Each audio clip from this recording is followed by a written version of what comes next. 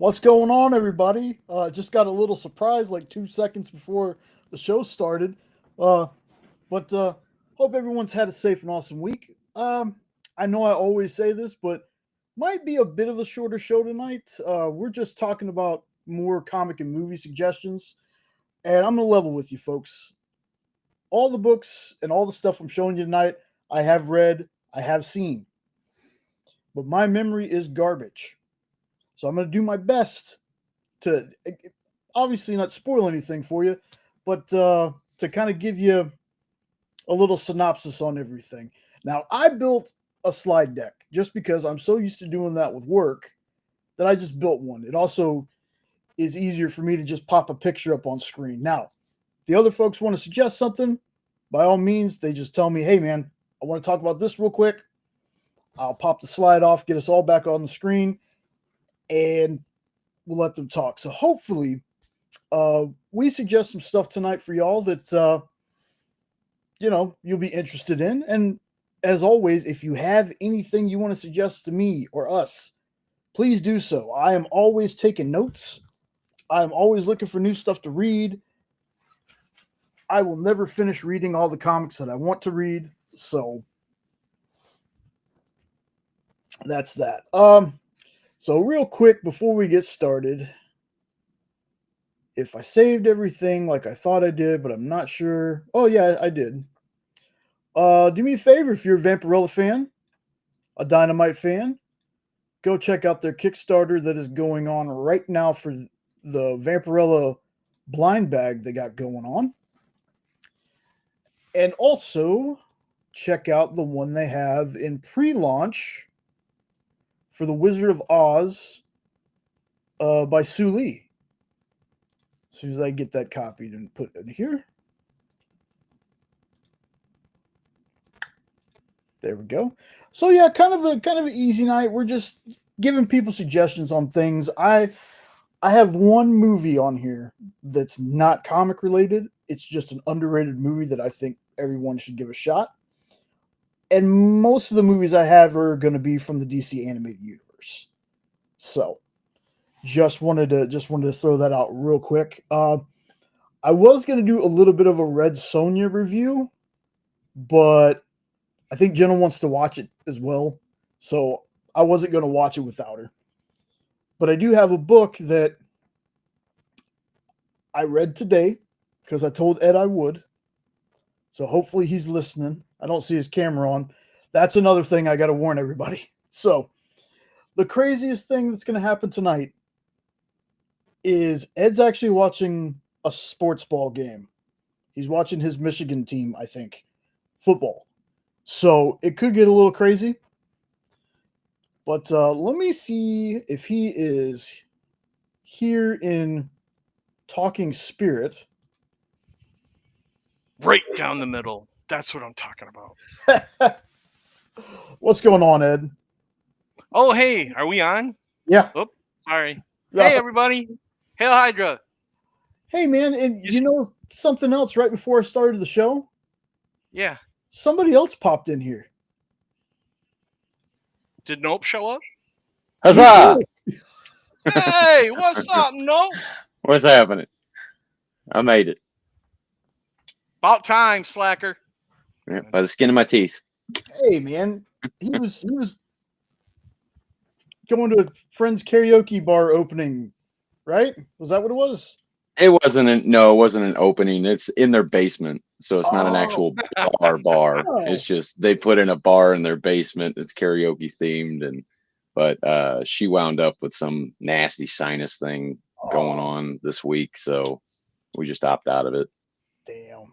But well, it is what it is. I wasn't really feeling it vocally tonight, you know. Oh, gotta get it warmed up.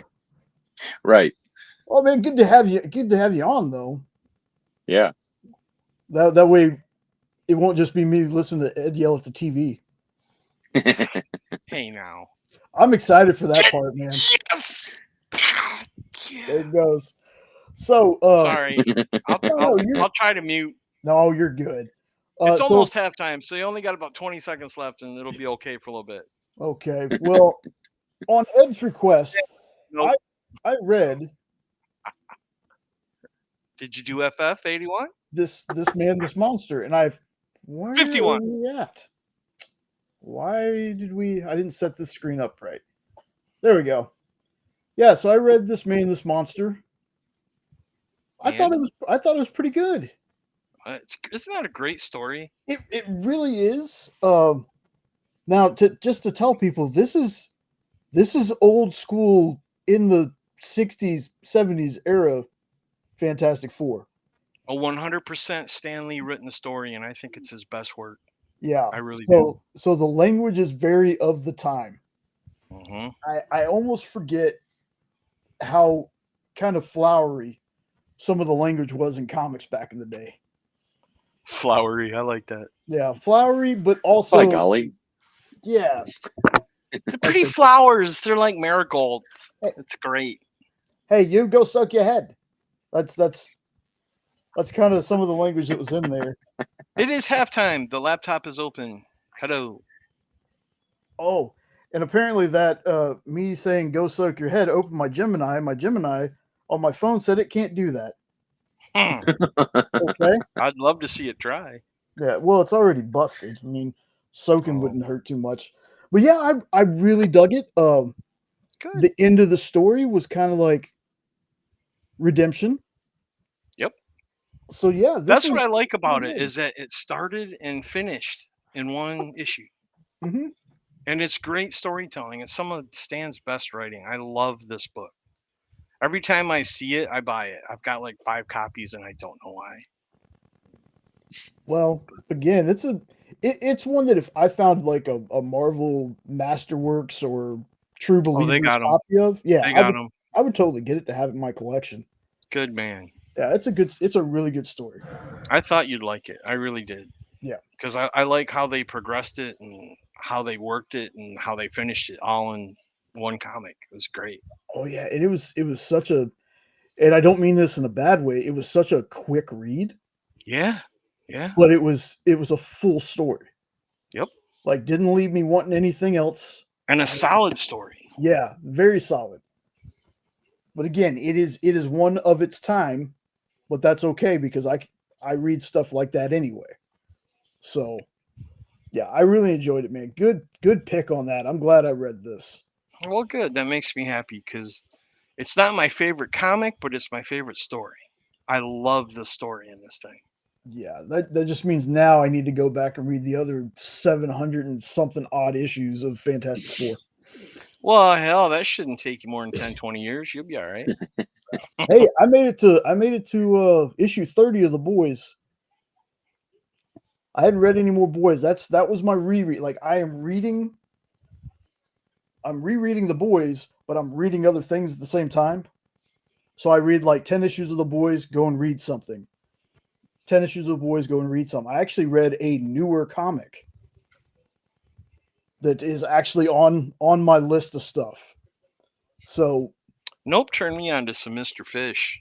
I started reading his Green Zone. Is that what it's called? I think so. Oh yeah. I think that's what you started with, anyways. Yep, I dig it so far. Fish is great. It's animals with lightsabers, no matter what Nope says.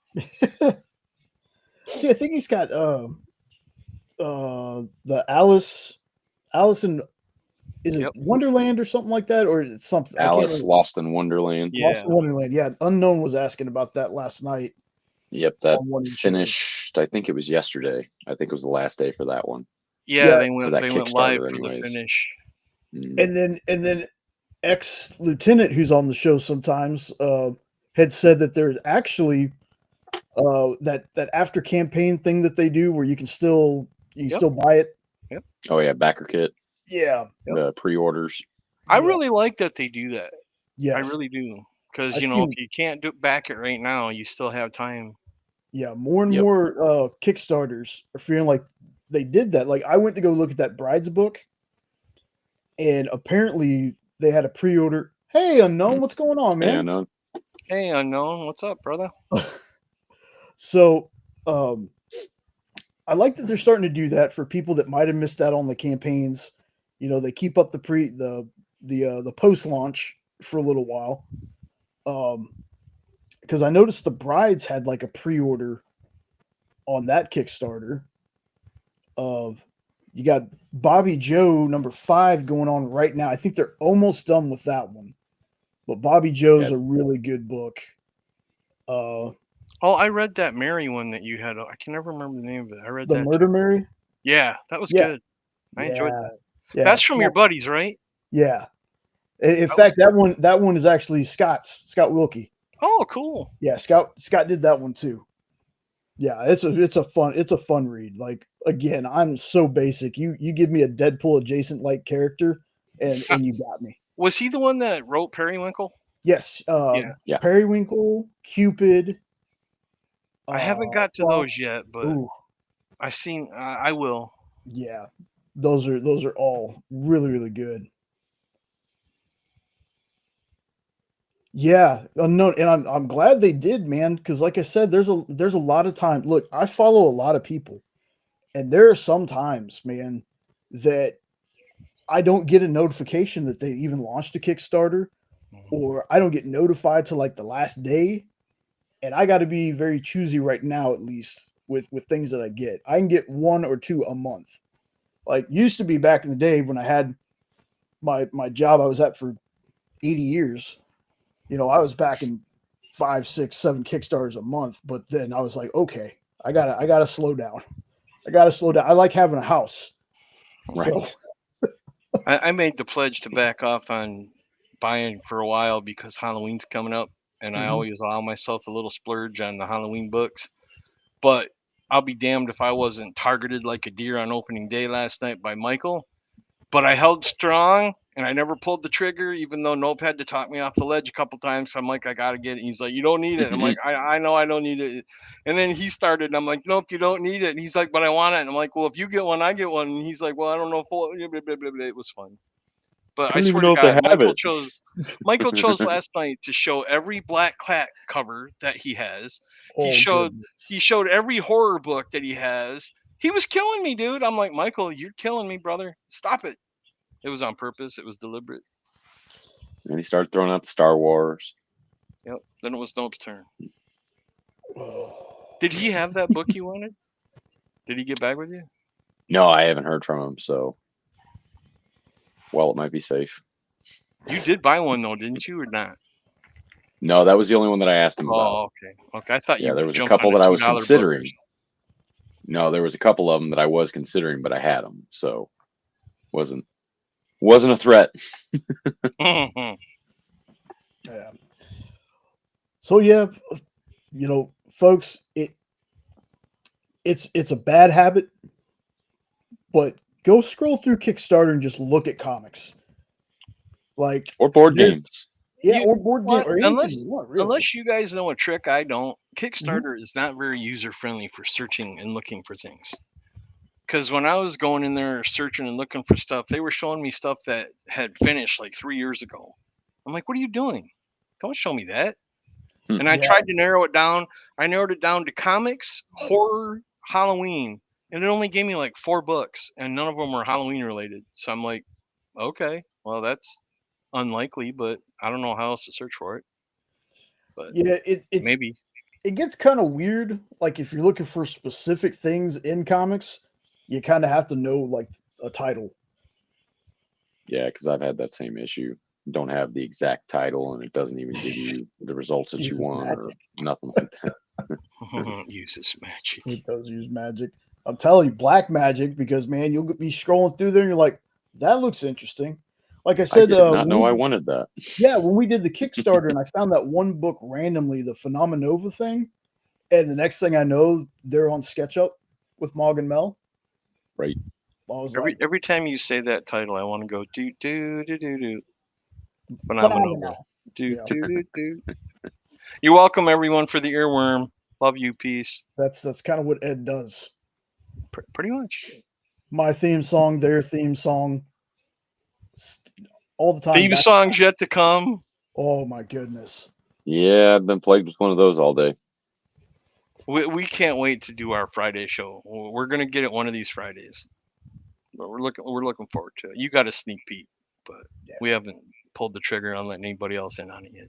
I'm excited, folks. And guess what? We're just going to go ahead and do it at the beginning of the show.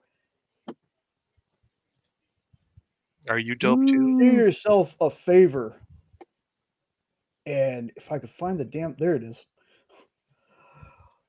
Go head over to the Weird Opes because folks, just to let you know, it's a gambit that they run over there. It's not just comics; it's a gambit of really cool stuff they have going over there. I think Nope did a what you were planting sod. Yeah, we laid sod in the backyard. Yeah, I So still just did think like you a should have time put lapse video. you should have put circus music. That's what I'd have done. when I saw that video, I was like, here I am trying to cut and get rid of my grass. Here you are planting. Yeah, but the dogs track in the mud if you got just nothing but dirt. That's true. That's true. But Especially man, every time it snows. They love to play in the snow, so that would just be a sloppy mess. that's true. When the one time we had a snowstorm down here, hand just out in the backyard, we couldn't get him to come inside. He loved playing in the snow. Like, so now, was it a legit snowstorm or was it a half-inch flurry? no, dude, this was like Probably this more was, than a dog had ever seen. yeah, it was ice storm. Like ice storm and then snow. Oh, that sucks. Ice Yeah. storms suck. Yeah, it was pretty bad for Texas at least. Over here you spit in one direction, you can knock the power out here. Like our grid is terrible. Now that's not good to hear when you're in a hurricane zone. Yeah. See, I love snow. I love driving in snow. I like playing in snow. I like doing anything in the snow. But you can take those ice storms and shove them. Those things are nothing but killers.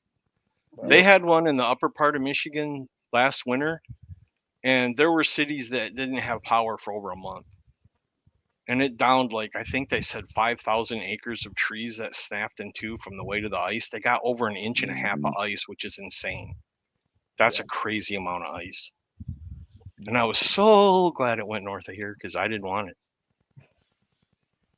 Yeah, like that's the weather here. Like we haven't had anything like that until the Flash.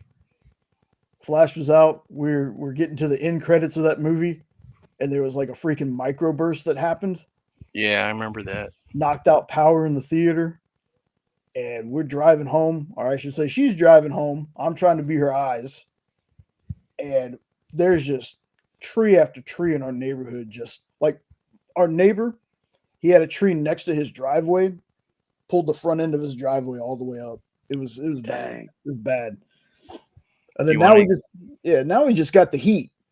I thought I was going to be big and bad the other day. I've cut the grass in 95, 96 degree weather before. Yeah, it's no big deal. I got partway through my front yard, and I was like, okay, this feels a little bit hotter than I'm used to. And it was like, oh, it's 95 degrees, but it feels like 110 outside. I was like, all right, maybe this is a little bit too hot for me. So that's just insane, dude. That's insane. Then I was going to cut the grass early Wednesday, and right before I go, it rains. So then Thursday at about 7:00, I was like, you know what? I still got some light. I'm gonna cut the half of the backyard. Ended up, I was like, well, I still got some light. It's only 89 degrees out here. I'm gonna keep going. And Ed messaged me. He goes, "Hey man, are you free?" I was like, "Give me 5 or 10 minutes," because I literally had a square, maybe a 10-foot square left of the grass to do. And I was like, "Man, I'm just gonna go ahead and do it while I got the light." I mean, it was a race against the clock with the light.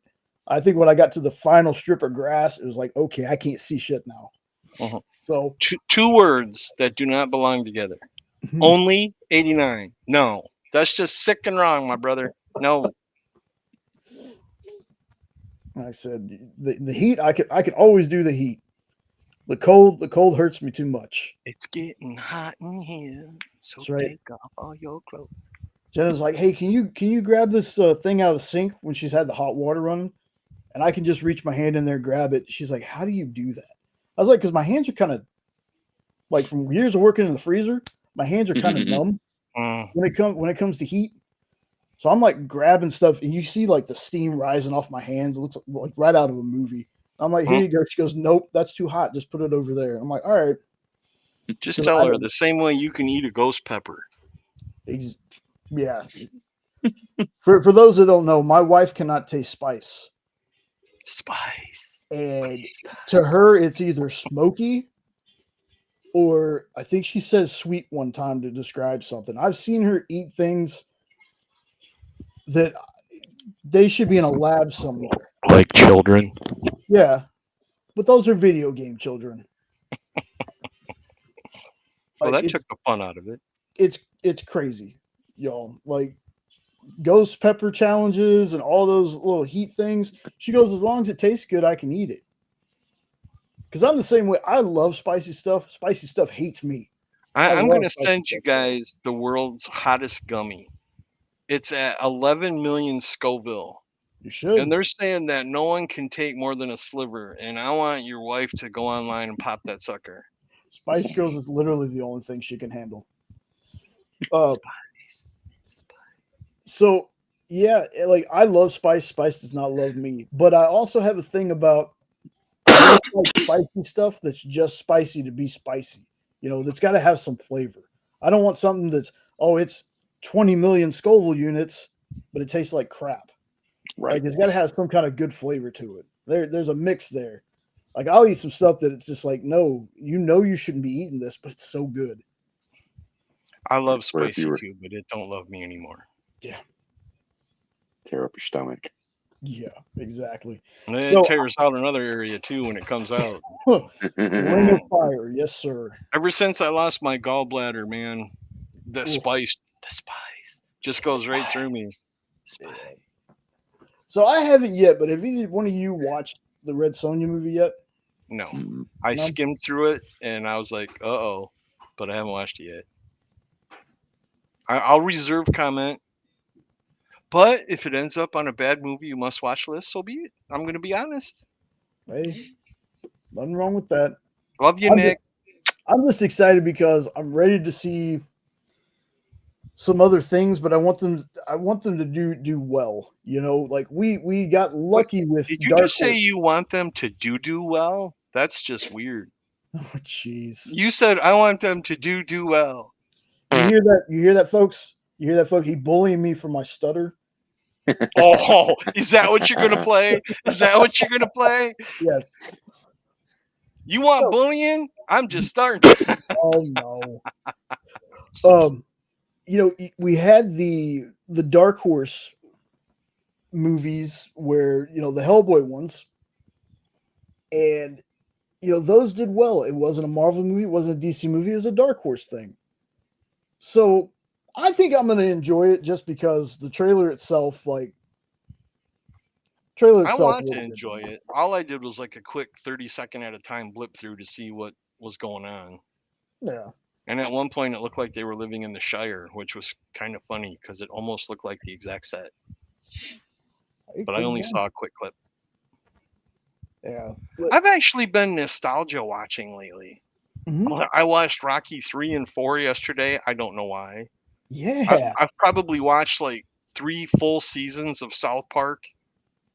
I started watching Reacher. I'm enjoying my days off that I got here for Labor Day. Good. And I didn't even go to bed last night. I just I couldn't get tired, so I was just like, what are we gonna watch now? Oh, South Park. That sounds good. Yeah. That'll help me fall asleep. No, because I'm laughing my ass off, and that gets your adrenaline going. So I'm just like, I'm not going to bed. So I've been up. Yeah. And that's all that really matters to me. Like I don't need the movie to be Oscar worthy. I don't need it to like win any kind of awards. I just want to have fun with it like I did the original Red Sonja movie. Like I just want it to be like that. With the fine acting in that movie. Exactly. Come on, y'all. It's Come so on. good. It's so bad it's great. I love that movie. Exactly. Unfortunately, Source Point Press had put out some movies before, but Rotten Tail wasn't that great. Like, Rotten Tail? yeah. Never heard of that one. Yeah, it was a great comic. They got the dude who played Parker Lewis from Parker Lewis Can't Lose to be the main character. It's not a very good movie. So just so you know, halftime's almost over. I will be putting the icon back up because I can't see the TV with Yeah. the lap screen up in my face. So I got you. you'll be looking at the Weird Dopes logo, Yes, that's right. which is better looking than me anyway. So there you go. Whatever. I just want there to be some more. Like, I love my Marvel, I love my DC, but I'm ready for there to be other comic book properties out there. And as long as fans are enjoying stuff like this, I think this is we're gonna start. You know what blows my mind? As popular as Lady Death and Vampirella are, how are we not getting movies? Nobody's interested in making those movies? Maybe this is one of those That would be the perfect R-rated horror or comic movies because they're horror based, and I'd maybe love to this see is it. testing the waters. Now Just to there see is a the Lady future. Death cartoon movie, and it's actually pretty good. And there's also But it a was made very, like, very bad Vampirella movie. oh, I didn't know that. Oh, it's terrible. Is it animated or is it real? No, it's a live action movie. It's terrible. Oh boy. Wow, it's Do I bad. need to add that to my list of bad movies to watch? Yes, you should. All right, I will get on that. I have You not know what to yet do. unknown, but Text me. yes, I have not yet unknown, but I'm actually excited to see that. The first two Toxic Avengers movies from Troma, you knew what they were. I enjoyed them. I was a big fan of the Toxic Crusaders, the cartoon. Like, that cartoon was great. But yeah, Coxie? I'm very interested to see the even it's Peter Dinklage, but it's not Yeah. Peter Dinklage at the same time. So is it only going to be like a 3.5 foot tall Toxic Avenger, or are they Yeah, having somebody Looks else like it. play the monster? No, it Well- looks like it's actually going to be him in Because he's like prosthetics. used this big, huge Hulk Hogan type thing, and it's True. going to be weird seeing him be a pint size. What's funny about that Nope is it's not actually Peter Dinklage. Peter Really? Dinklage is doing the voice after he gets changed into the monster. It's actually some other woman that's in the makeup. But the trailer, I'll be back. okay, I'm still going to be here, but Yeah. just no video. gotcha. But it's still, the trailer got me though. I was like, this is so schlocky that, like, I'm gonna see it. I mean, come on, Yeah. you got Elijah Wood and Kevin Bacon, and come on, Peter Dinklage. See, I haven't seen that they were in the or are they in the trailer or just announced with the cast? 'Cause I haven't seen them in any of the trailers. They were in one of the trailers. Were they? It's good to hear Kevin Bacon's getting back out there. He's in so few things. I know. We're We're about to get. I would love to know what his grand total of jobs has been between TV and movie. Because God, he was in every freaking movie in the 80s, I swear. Yeah, it's about to be 1 degree of separation with him. Yeah, Right. pretty much. Yeah. Unknown. I learned that today. Like, I was reading up on it, and they were like, Peter Dinklage does the voiceover for the monster, but he's not the one in the prosthetics. So it's I can't remember the actress's name, but it's an actress that's playing. But I mean, it's just a dude knocking fools' jaws off with a mop. I mean, you're gonna hear a lot of that, folks. So I'll mute. Sorry. no, you're good. I'm gonna go ahead and I'm gonna get into stuff I'm gonna suggest. At any point, either one of you want to talk about something, just stop me and let me know. But we're gonna get started with and I'll be reading the chat on the side. That way everybody can see it, because it does this weird thing where it does not want to put the chat over the slides. So the first thing I want to talk about, Superman in Action Comics, number 775. What's so funny about truth, justice, and the American way? I'm going to be real honest, folks. I read this today. This is one I've been wanting to read for a long time, because something else that's next on this list is one of my wife's favorite DCAU movies. So I read this today, and I got to say, as much as I dig the movie, the comic is a little bit better for me. Like, I still love the movie. I think the movie is excellent, but this one is fantastic. So it's Superman rushing to a foreign country. He's trying to stop a war from happening, and when he gets there, somebody else has already taken care of it. And by taking care of it, they've blown a hole in this gigantic gorilla that's got like a mech suit on. Just decimated. Giant gorilla? Yeah, just That's awesome. decimated this gorilla. That was starting to sound like the Superman movie until you got to the Sonic gorilla. Yeah. And, we hear reporters and stuff talking about it, and they're like, it was a group calling themselves the Elite. And we have Jack Ryder, who's also known as the Creeper. I guess this is pre-Creeper. He's basically saying, at least they got it done. Superman's been kind of like, put him in jail, just let him escape. These guys got it done. So the world starts turning into, these are how you should deal with bad guys. You don't just capture them for them to escape again, and you just recapture them. You just take them out the first time. So then we meet the Elite. It's Manchester Black, Cold Snap, Menagerie, and the Hat. And folks, this is a really cool team, really cool powers, really different from any other powers that I've seen in the universe before, and I don't think I've really seen too much of them again. So this is definitely one that I would tell you, if you're a Superman fan or not, this is one that shows you that no matter how hard it is, Superman's always going to do what's best. He's always going to do the right thing. And this just enforces that he's just good. And he's never going to resort to offing anybody.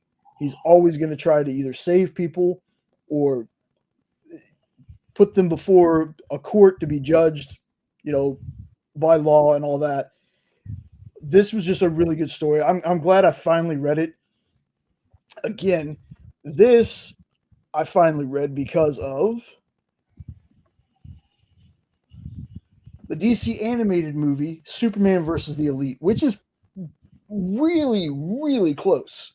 It's really close. It's not exactly a 1-to-1, but when they usually do comic book to screen, even animation, it's not always 1-to-1. But this is pretty much the same premise. If you've never watched the DC animated universe movies before, give them a shot, especially if you have Max. Most of them are on Max. I mean, I have a ton of these on the list. This is Jenna's favorite movie out of all of them. And that's saying something with some of the other ones I have on this list.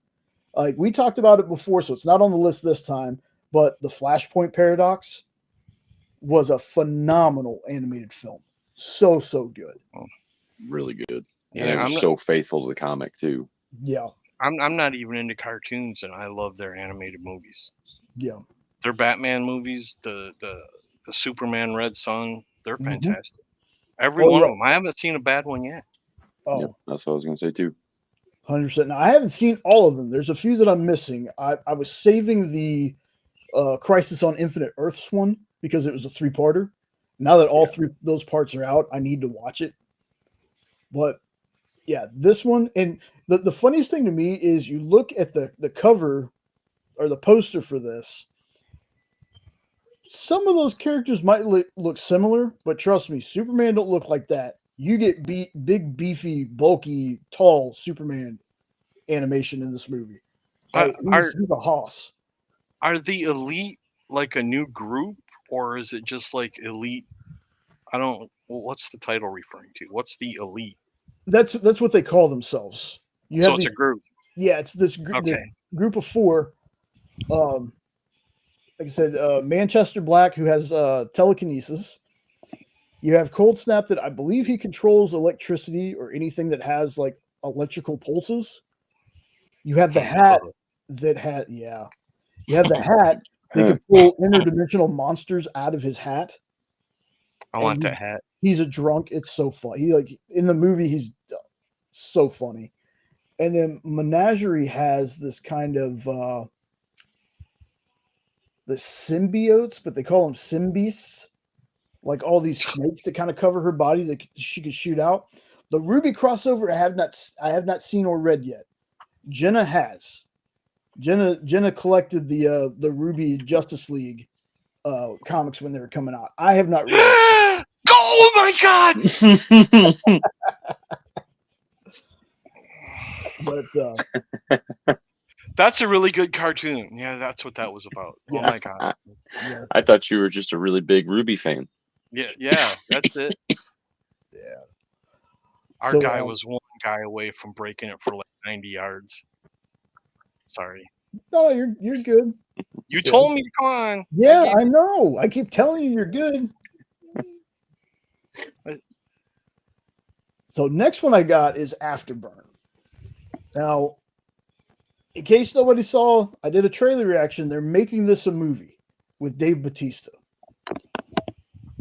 This is set after I believe it was like a solar flare kind of takes out the planets like electrical systems like it would. And you have these mercenaries that go into these abandoned towns and take artifacts for people. So like the premise of the movie is going to be they're going into one of the zones to get the Mona Lisa. I said, won't spoil a whole lot on this book. It's fantastic. We have the first volume of it. And the thing I like about this book the most is on the back cover, they show like an irradiated shark, like a little bit of a mutated shark. And they actually use them in the comic. I am so turned off when a comic has a shark or something on the cover, unless it's a variant cover or something like that. Okay, I can give the Michigan, is it Michigan, Ed? Yes, sir. Yeah, he's watching the Michigan game. And you're good, Unknown. Trust me, we go on tangents a lot here. Yeah. Yeah, so like if you show a shark on your cover, if it looks like it's part of your book, make the sharks part of the book. And I'm hoping I get to see that in the movie too. I want to see these sharks. Which reminds me, bring me to something real fast. I need to find a picture of this real quick. Give me just a second, folks, because there is a shark movie coming out. I'm not exactly sure when. Is it Baby Shark do do do do do do Baby Shark do do do do do? Killing me. You're welcome. Let me get this saved up here. I don't want that picture. What are you doing? What are you doing? Come on. Technology, man. I know. There's sometimes my computer decides, hey, you haven't tried to save anything in a while. So we're not gonna do that. Yeah, we're just gonna mess this up for you. Let's see. All right, image. Ooh, that's the wrong thing. Come on. So it's a movie called Beast of War. You dumbass. So this is a. Oh yeah, I did see the trailer for this. This looks crazy. Yes, and it kind of has a feeling like, I know it's not exactly Quint's story from Jaws because this is an Australian army, but it kind of has that feel of the Indianapolis incident where the what's the name of it? It's called Beast of War. Interesting. I haven't heard of it. This Australian army fleet, they get torpedoed and get sunk, and they're in the water, and you have this great white shark. Now, the shark is supposed to be practical plus puppetry, so it's not supposed to be a CGI shark. They're trying to use practical effects for the shark. That's the part that really piques my interest. It's kind of like, I know Deep Blue Sea use CGI for the sharks in some moments. A lot of the times, those sharks were animatronic. So that's kind of Yeah, that's kind of what I'm hoping they do here. But that trailer, man, I watched this. I was like, dude, this has possibility to Did be. you watch any of the Meg movies since you're into sharks? Oh yeah, I really enjoyed those. oh yeah. I I mean, need to the watch second those. one was just ridiculous, but It was, but it was still fun. yeah, it was still fun. Anytime Jason Statham makes an ass out of himself, sign me up. I'm in. Yeah, I love that guy. exactly. But yeah, this will be a movie that who knows. It could be good. I mean, it's really hard to top Jaws. Like it really is. There hasn't been really any. There's been some okay to good, I, but there hasn't been a shark movie since Jaws. It was just I like don't think anything's ever going to outdo Jaws. Mm. I know. To me, Jaws is like the perfect movie. It's got Well, everything you could want for, especially for the time Yeah, that it came out. I mean, that tell me that shark don't look real, even though it's a robot that kept breaking. And yeah. It wasn't until 3 and 4 where it just right, it just went poop poopy doo after. Kind of like no offense, but kind of like Superman. 1 and 2 were good, and then someone got high and made a movie. And I don't know. Yeah. One day we need to watch The Death of Superman Lives so we can talk about it. Wait a minute. Did you say the death of Superman lives? Yep. There is so much grammatically wrong with that sentence. Yeah, I know. I know. So John Schnepp, rest his soul. He made a film about when Tim Burton was going to do Oh a God, Superman movie. the spider movie. Mm-hmm. Oh, Hearing think I Kevin saw Smith that. talk about it is hilarious, but I haven't actually watched the documentary all the way through yet. I think I really wanna did. I think I did. Have you read Jaws? Yes, I love Oh Jaws. yeah, the book. As much as I love the first Jaws book, I actually like the second book a little better. I like Jaws 2 a little better. I don't The know. book for sure. Yeah. Definitely the book, not the movie. But you know, the movie, it held its own. Oh yeah. Whereas Jaws was, I would probably give it a 9.99999. Yeah. I mean, Jaws 2 would get a solid 8.5. It was a good movie. Oh yeah. But out of the books for me, the second Jaws was really good. There's another shark book that I read called Extinct about a megalodon. Really good. There's another one called Scar that's on my list of books to get. Because yes, I do read books, the ones without pictures in it. Your old lady should write a book about that giant one that she keeps following for the last 10 years or whatever. Blue, old Blue. But yeah, I love follows one? the Jaws books. Yeah, Blue. Its I guess mouth it's got a is tracker 8 on it or foot something. wide. How is it 8 foot wide? It's a big ass shark, is what it is. Yeah.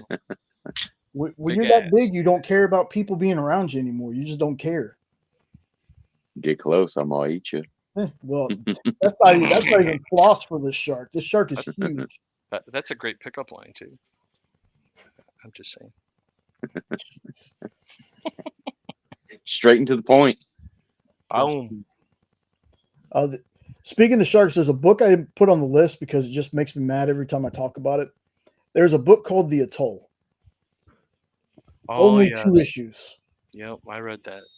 It was so good. It was basically these rich people were kidnapping folks and making them fight a gigantic great white called Majesty. And they had this Olympic swimmer was the next to face it. The book was so good. The comics were so good, but there's only 2 issues. Been waiting forever for it. Let's see. Okay. Is there supposed to be more coming? There was supposed to be a third one coming like 6 years ago. Oh. Maybe they should kickstart it if they can't get any backing or something. I really wish, because the guy went or at this point, just go right for the trade. Yeah, the guy who wrote it has written a lot of oh my goodness, I cannot remember the guy's name though, but he's written some things that people probably heard of. Oh my good, Savage Shores, maybe. It's one of those. I know if I saw the dude's name. No, it's not these Savage Shores. That's Rom V. Dang it, I'm gonna think about it after the show. I already know. I already know I'm gonna think about it after the show. I'll be like, oh, it was this guy, because he's written some other comics, and I'm like, but it's Keep kind of like, going. Yes. Get exactly, the ball. get it. Woo-hoo-hoo! Touchdown, Michigan. That's what I'm talking about. Sorry. Oh, it's so great.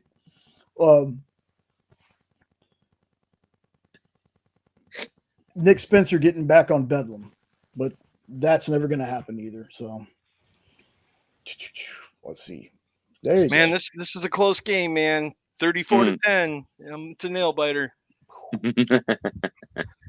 We just hit their quarterback so hard that his mom cried in the next state, and he dropped the ball, and we scooped it up and scored. Nice. It was gorgeous. So this one is. I think I peed a little.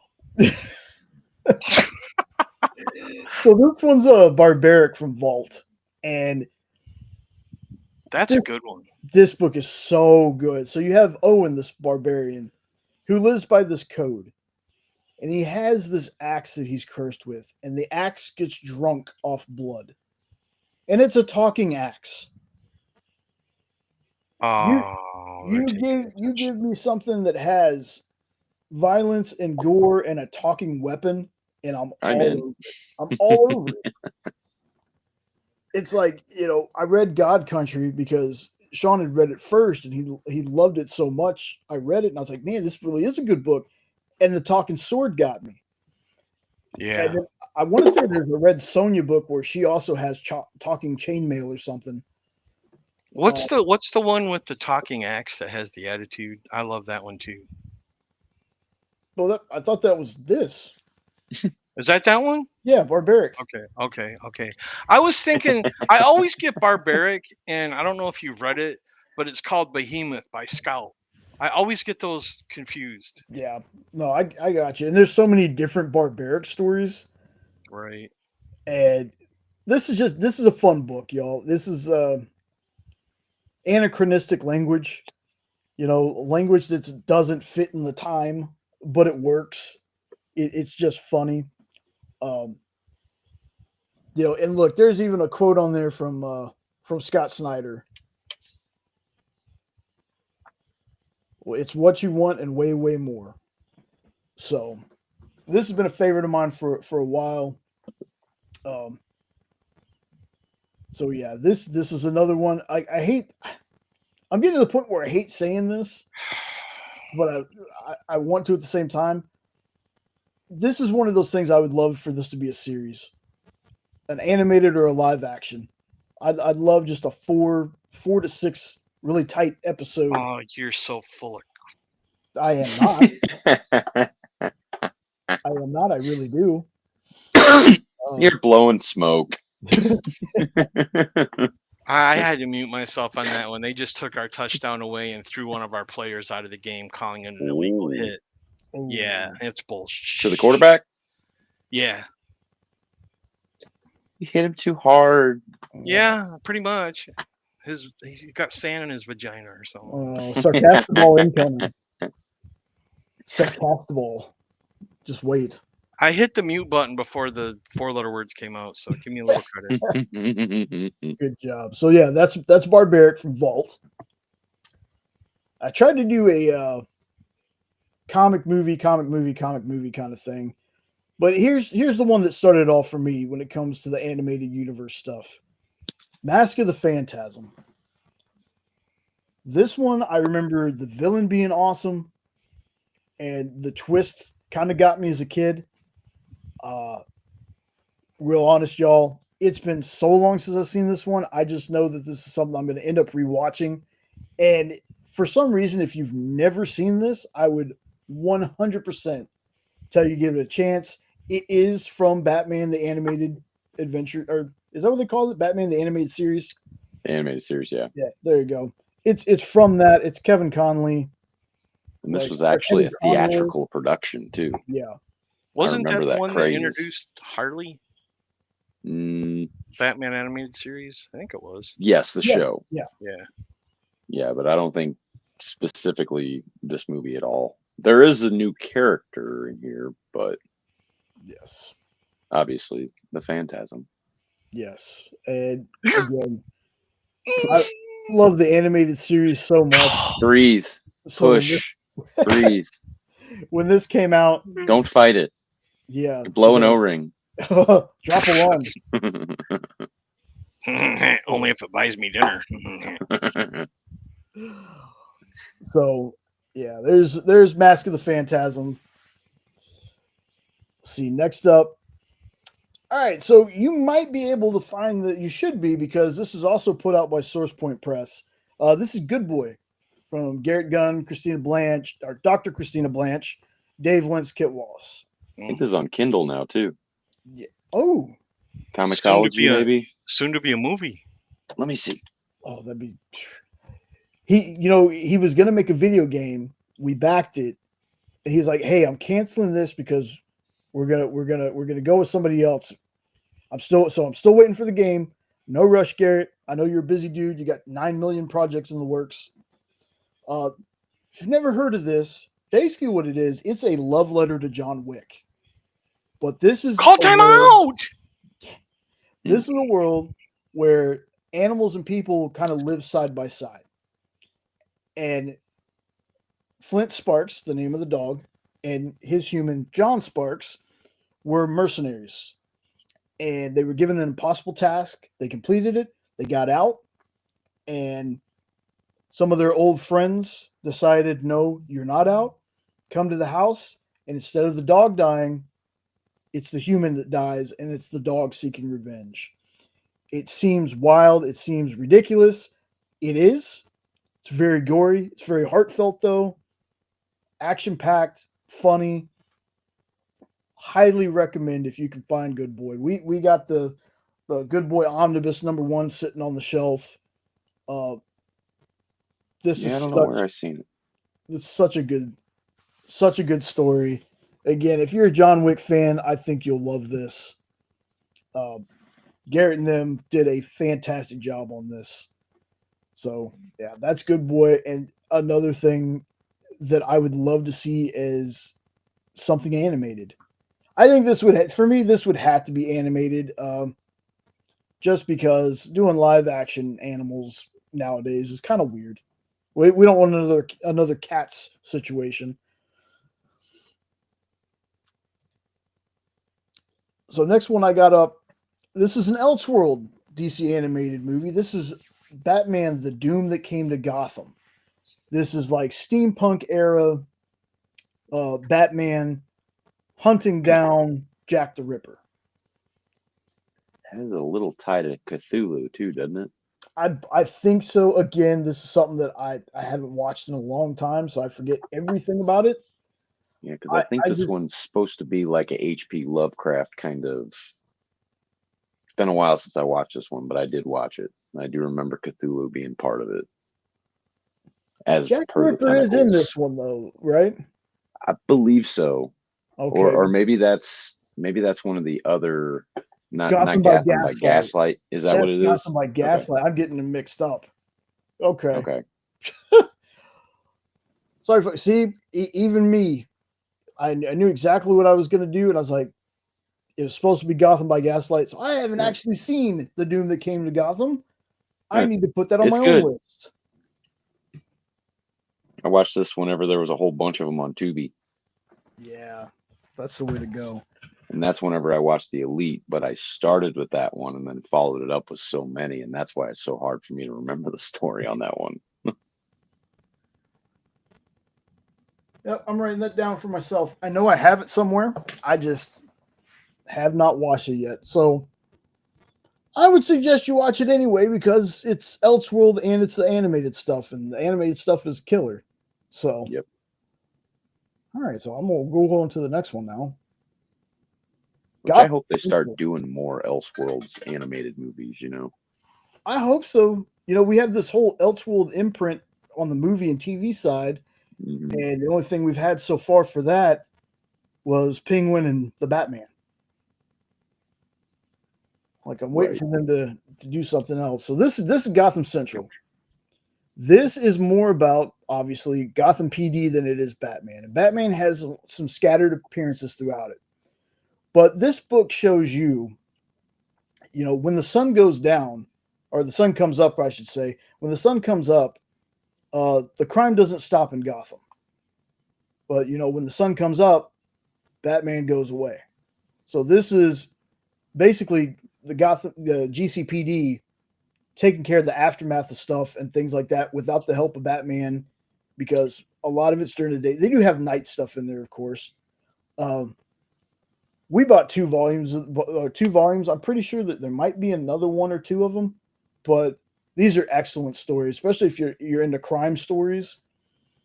Again, if you're a Batman fan going into this thinking you're going to get a ton of Batman, I hate to tell you that's not the case with these.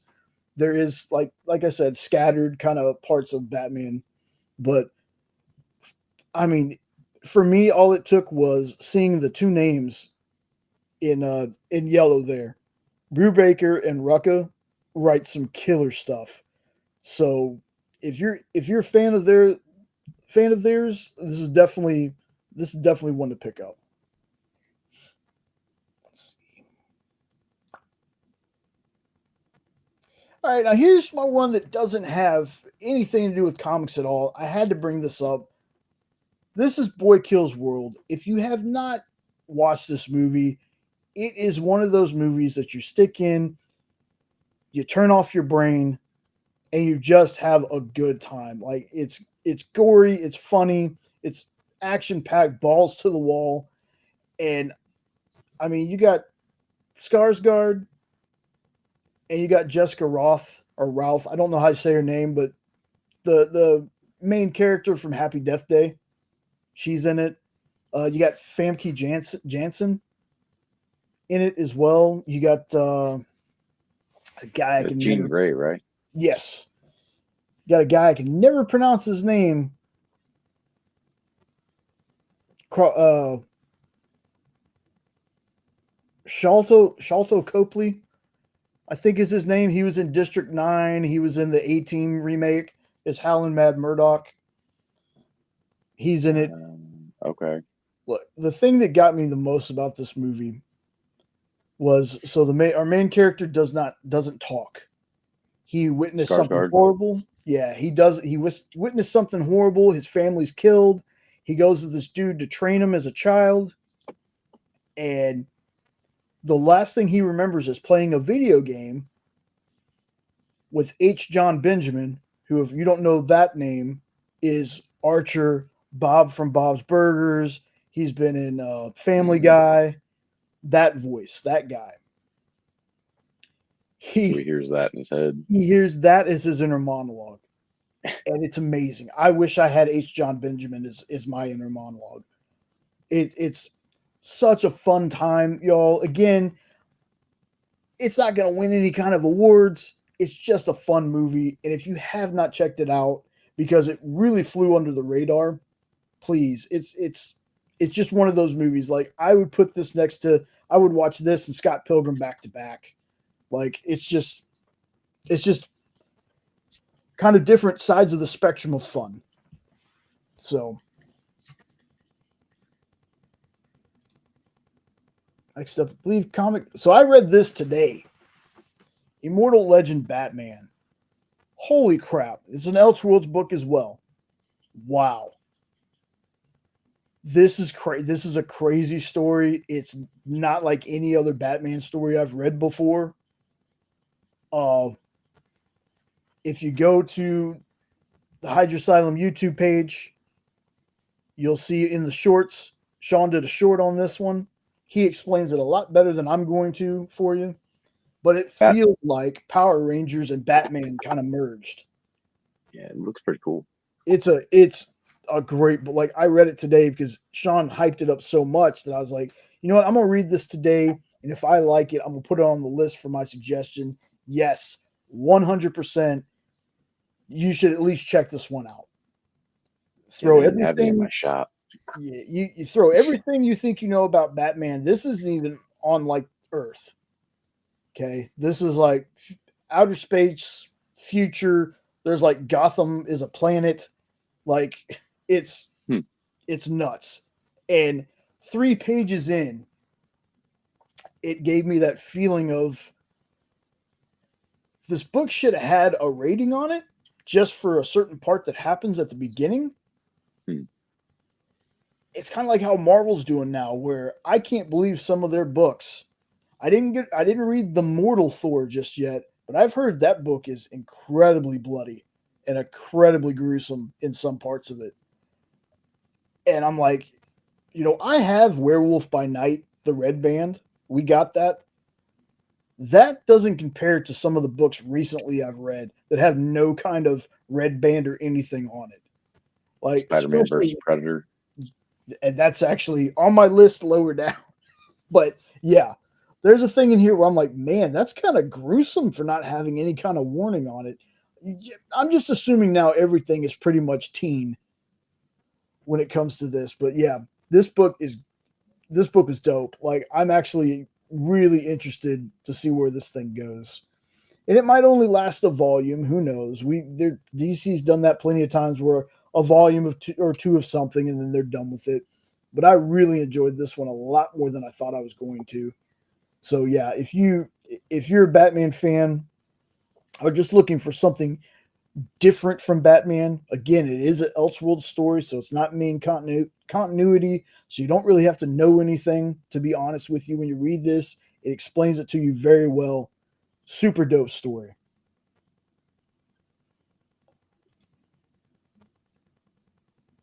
So the next movie I got, this one kind of ended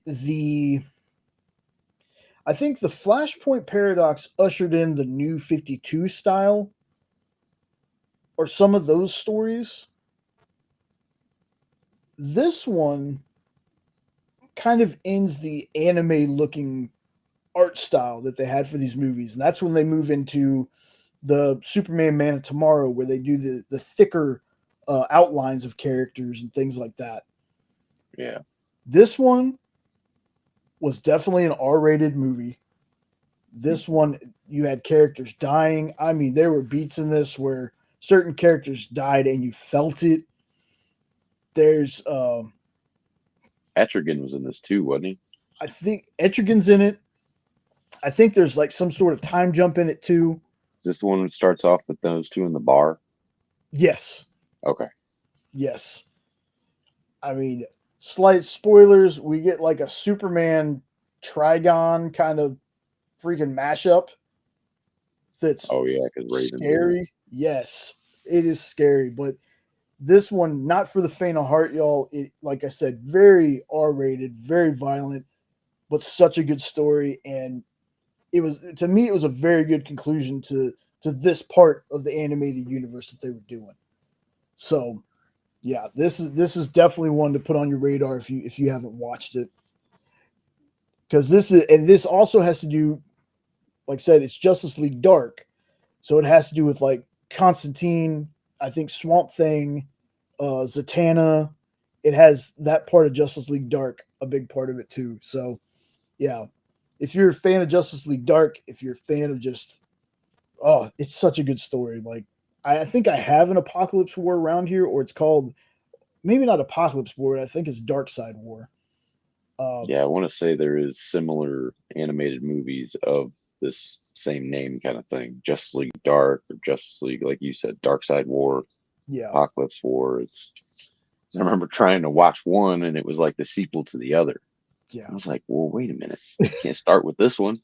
yeah, yeah. Sometimes I have to look up the actual timeline of these movies Right. to see where they fit in. But yeah, this one was really good.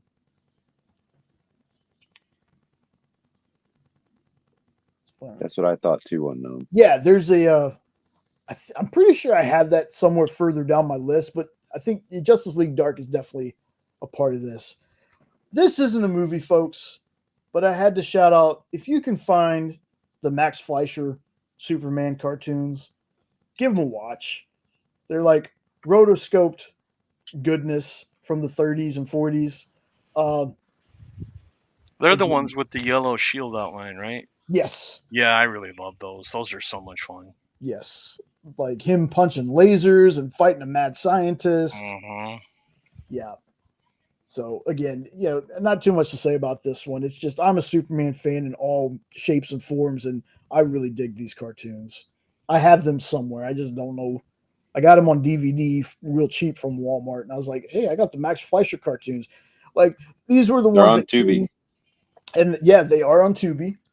These were the ones that came in not even the hard case DVDs. They were like the paper ones, like a VHS cover paper. Hmm. But Are they on Tubi or not Tubi? oh, They are Tubi. Oh. but I don't have any sound effects here yet. Wah, wah, wah. Womp, womp, womp, womp. Yeah, so that's just a personal thing, not a movie or anything. But if you can find these, give it a watch. It's just nostalgic goodness. It's fun. They're fun. They take you Oh, back to cool. being a kid.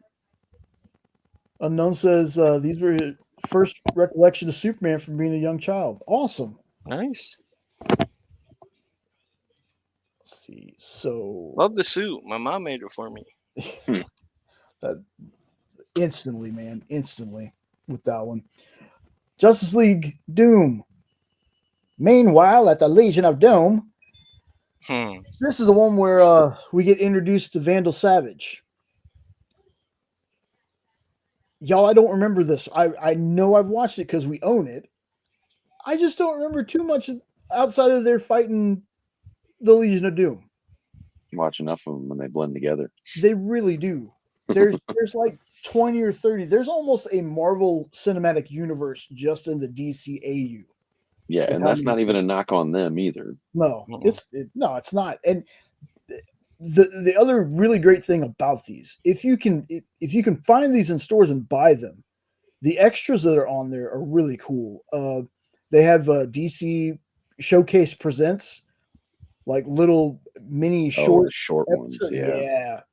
Yeah. There's a Green Arrow one because we're never getting a Green Arrow animated anything, or he's probably never going to show up in the movies either. The Spectre, Jonah Oh, Hex. yes, That's, yeah, all those. Those are good ones. fantastic. Crazy quote. One of these even has a creature commando, like a creature commandos episode on it. Like very different from the creature commandos on Max, y'all, but Right. Totally different team. a very good little short of them. But yeah, this one, like I said, has Vandal Savage. Starts out with him being basically a caveman, touching an radiated meteor rock and gaining the power of immortality and giving him higher brain function. Again, just a really good part of that DC animated universe. Now, something that I noticed with a lot of these DCAU movies, Batman is almost in all of them. If the thing isn't about Batman as a whole, he's even in Justice League Dark. I don't think he was really needed in Justice League Dark, but he has some parts in there that are like, okay, like Batman is funny in those movies without, like, he's not trying to be funny. He just happens to be funny. He happens to say something funny. But Smart ass. yeah, there's sometimes watching these, I was like, I like Batman as much as the next person, but did we really need Batman in this one? We probably could have taken him out, but I'm all for Batman in all of them. yeah, okay. Because think about how often, if he wasn't there, how they'd lose. Was there a Green Arrow animated movie? I know that they thought about doing Supermax, and I know there was one that they canceled. Yeah, I I've didn't never know seen they that ever one did. either. I remember like the Justice League Unlimited shows where he had more of a presence because he wasn't a part of the first iteration of Justice League.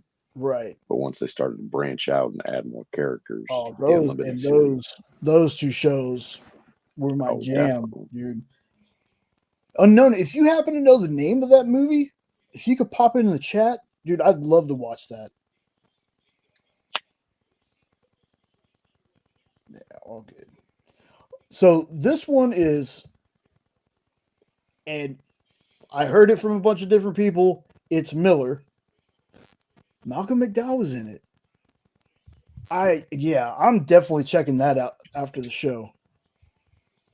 Huh. Interesting. I've always pronounced it Millar too, Jay.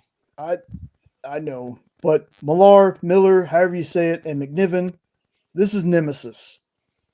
Now, I put Nemesis on the list because A, I love the story.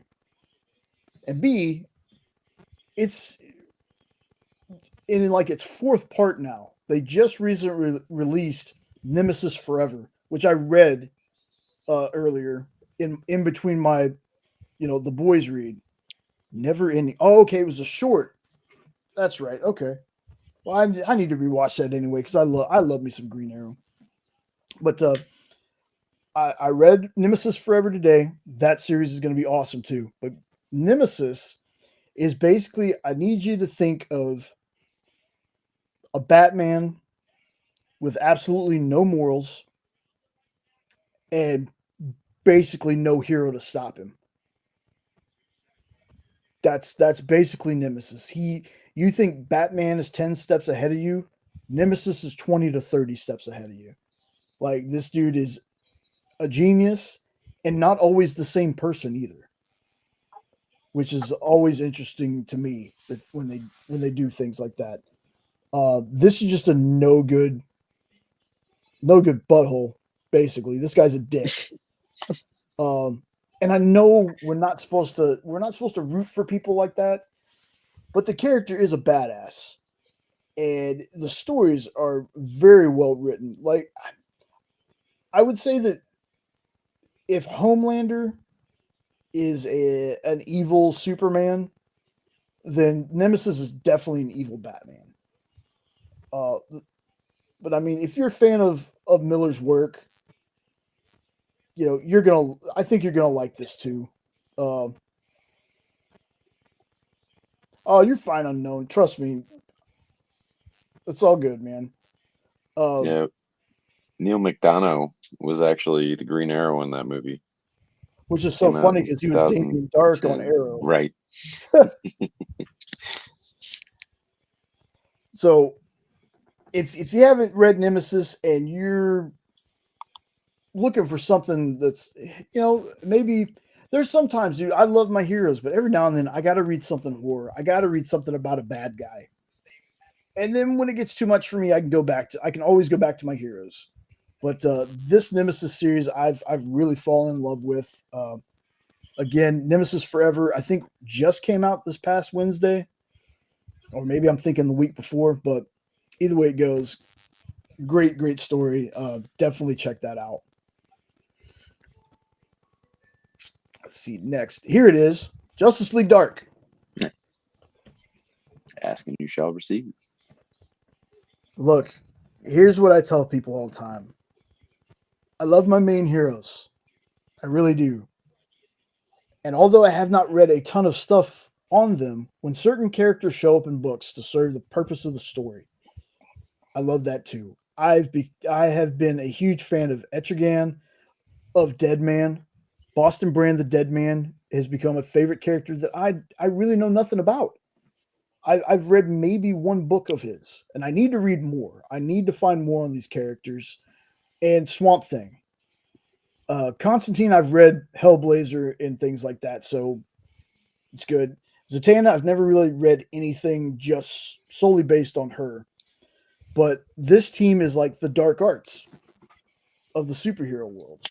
So I'm pretty sure hints, Justice League Dark. But this is actually the first part that comes before the Apocalypse War. And again, I have not. There's going to be a rewatch of all the DC animated stuff. Just wasn't anytime recently, so it's going to be in the future. So I don't remember too much about this one. Other than this was the movie where I was like, "Man, Batman kind of didn't need to be in this one. They could have had some other. They could have had the Spectre, or hell, they could have even had the Question in it for me. It would have worked. But like I said, this was one where I was like, cool. We're finally getting some Dead Man. We're finally getting some Etrigan. I'm all for it. Yeah, this is definitely going to be a rewatch for me. Are they doing a recent reboot of The Question? Have they done anything recent with Question? They can't- have brought him back in like that Crisis on Infinite Earths 3-part movie. Yeah, I think he was in there in at least 2 of them.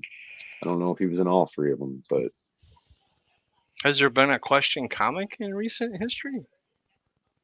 I I thought think they had did a something- female uh, Question for a little while, Once or there Told. was also that All Along the Watchtower, the Question, yeah, most recent maybe.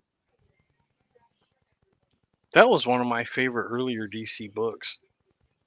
I really liked The Question. And what was the other one? A something? Mr. A or something like that. It was out the same time The Question. Dang it. Can't think of the name of it. It was something like Mr. A or you guys got Another nothing, so detective. maybe I'm wrong. Another detective Yeah, it was kind of along the same lines. from DC though. I'm pretty sure. and it wasn't Not like Detective Chimp. No, it wasn't that. Mr. A. It was something like that. Did he have powers? I don't remember. Hmm. I don't think so. I think it was before they did all that stuff. Hmm. It was before The Question, and I could have swore it was Mr. A or something like that. I'll have to look it up later. I can't do it right now. Yeah, because Yeah, I mean there was the Spirit, No, technically Dick Rorschach. Tracy, Arnold Horshack. but he wasn't. Neither one of those were DC. But I think the Spirit wound up being DC later, though, didn't he? Oh goodness, I don't know. That's an old one, but I think he was part of the inspiration for Batman, the Spirit. I think before they got the Question from Charlton Comics, Yeah, I was right. It was Mr. A. Really? that's a Yeah. new one for me, man. Yep. It was one of the first ones that was created by Ditko. Back in my day, before And before he they always gave him wore full names, they he just always called wore them like Mr. A. he always wore like a 3-piece suit, and he always had a top hat on. And the funny thing is I can remember on the covers, he was always black and white, and the rest of the cover would be colored. I don't know why they did that, but it was kind of cool. But it is a black and white book, so I ain't gonna elaborate on that. But it's a good read if you can find it.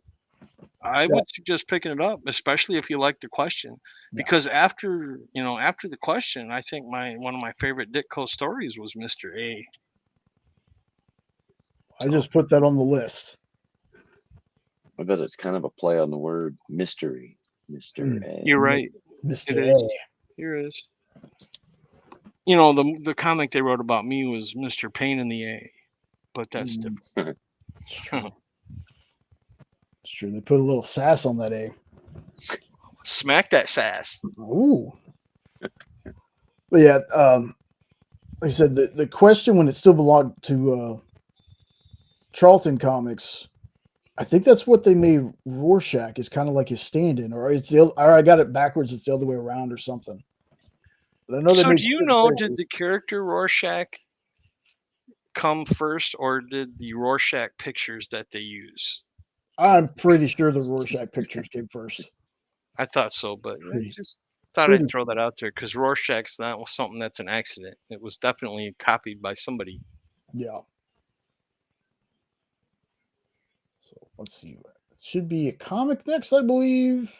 And it's going to be Nottingham from Mad Still- Cave. All right. I describe this as somewhat like a Zenoscope book, but not really. It is a twisted tale. This is Robin Hood, but told from kind of the perspective of the sheriff. And Hmm. Robin is insane. Robin's not a good dude. Robin's a straight up psycho killer. He's got his band of merry men. They're all psychos as well. And this book gets nuts. I think I collected all So of this. is the sheriff actually the good guy in this thing? Yeah. Well, interesting. That's a nice little twist. I think this is one of the books that Dan has a problem with because I can't remember. Next time he's on, I got to ask him what his problem was with Nottingham. He said he was going to be on tomorrow night. Yeah, I think tomorrow I'm gonna ask him. Hey, Dan, do you remember what you said about Nottingham? Because Do you remember why you don't like this? Why does Nottingham suck? I think we actually talked about it during a Dan Wickline show. I think we did too. Now that you're talking about it, it's ringing a bell. But for me, this was like, taking a You said that was well-known. Mad Cave? Yes. Who wrote it? Shane Connery Volk. Hmm. I want to say his name. That's not ringing a bell. It was funny because I love the book so much. Go! Yes, go. I love the book so much that I was like talking to the creators. Go. Oh, they got him down at the 1 yard line. Son of a biscuit eater. Damn. And I asked them if they could make like a soundtrack, like a playlist, or send some kind of audio file with the books. That's a touchdown. To listen to it while you're reading it. Oh no, it ain't. So challenge flag. Oh, there was no flag. They just his knee was down. I didn't see it. I don't mean to be a distraction. I should just mute myself. No. Throw your red baggie. Throw your red baggie. Challenge that. She just went to bed. Oh, yeah. Nottingham, if you want a very different take on Robin Hood, like this is it. Robin's the bad guy. He's the psycho. He's the murderer. Yeah, this was a great series. Like we collected the first, second volume, and I think there was some spin-off stories that came with it that they ended up doing. Fantastic stories. So if you're looking for that flip the hero to the bad guy kind of books, this is one you need to check out. This is from Mad Cave.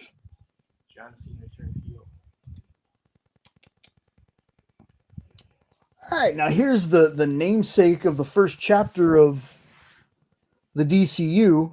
Not really, but this is Justice League Gods and Monsters. This is another Elseworld DC animated universe project. This is basically where Superman lands in Mexico, I believe. Kirk Langstrom. I think it's Langstrom. Dang it. Dr. Kurt. Damn it. There's so many freaking names in comic books. Come on. Well, it's Elseworld characters too, so.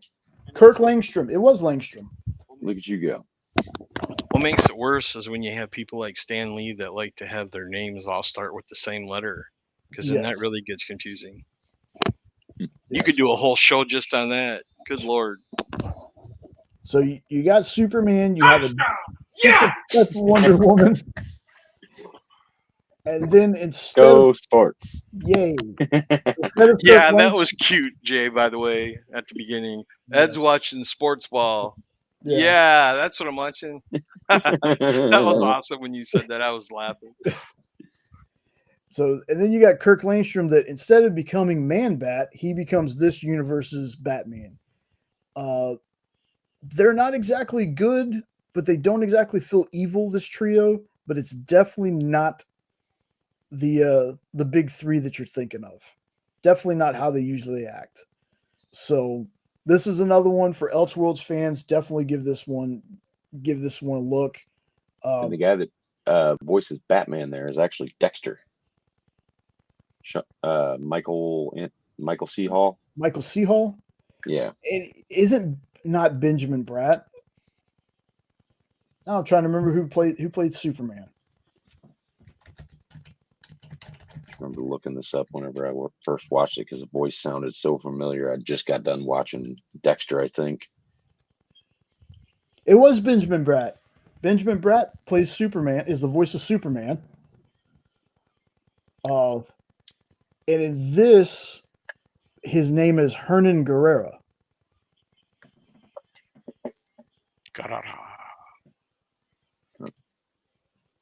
So yeah, just like I said, another it's awesome. Yeah, Jason Isaacs as Lex Luthor.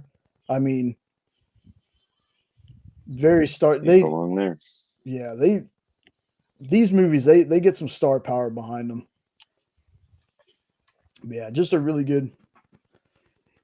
Ed, if you want to watch a good game, LSU and Clemson are currently tied. Jay, Mm-hmm. that's blasphemy. I, It doesn't get turned off the Big M. Come on. I'm just telling you what Unknown said. Well, thank you, Unknown. I appreciate it. But, Go Blue. I love you. Love you marry too, me? man. Have my children. Oh my goodness. No, I'm done with children. It'd be more like take my children. Oh, if I God. had more right now. But some other of those that I really like for the animateds are the Batman Court Owls. That was a really good animated one, and I loved the Long Halloween so much that I got it, and I'm gonna watch it every year at Halloween now. That was a really good. I need to finish animated. that one. It's really good. And then Red Sun, if you haven't seen the animated, that's Superman, not Batman. But oh my God, the movie is great. Oh, I watched that before I ever read it. And I still need to actually finish read it reading first, and I like them both. Yeah, I need to finish reading it. That's There one of are those some that- things from the book that aren't in the cartoon movie, but it's still really good. And just for if people don't know what it's about, it's what if Superman would have crash landed in the Soviet Union instead of in Kansas. So he was raised believing that the Soviet Union was like all, right and true and all that stuff, and he slowly finds out what's going on. It's a really good cartoon and comic. Yeah. Graphic novel, whatever you want to call it. Yes. So Thingy dingy. Next comic I got is from Aftershock. It's called Pestilence. That's a good one. Yeah, this one is what if the Black Plague wasn't what we hold on. Let me try to regroup my thoughts here. Stop Yeah. that. Rewind it. Yeah. What if we were told one thing about the Black Plague and that's not actually what happened? What if it was a cover-up for something a lot more sinister? Yep. That is what this series is. This was introduced to me by Jenna. Jenna started collecting this one first, and she was like, "Babe, you got to read this." So I sat down one night and I read it, and I was like, "Holy smokes, does my wife know good comics?" Yeah, this is one where if you like historical fiction, because it's not what it really was. If you like historical fiction though, with some horror elements, this is one to check out. Aftershock was really good with their horror stuff, man. I miss some of the stuff they used to put out. Don't like that snake.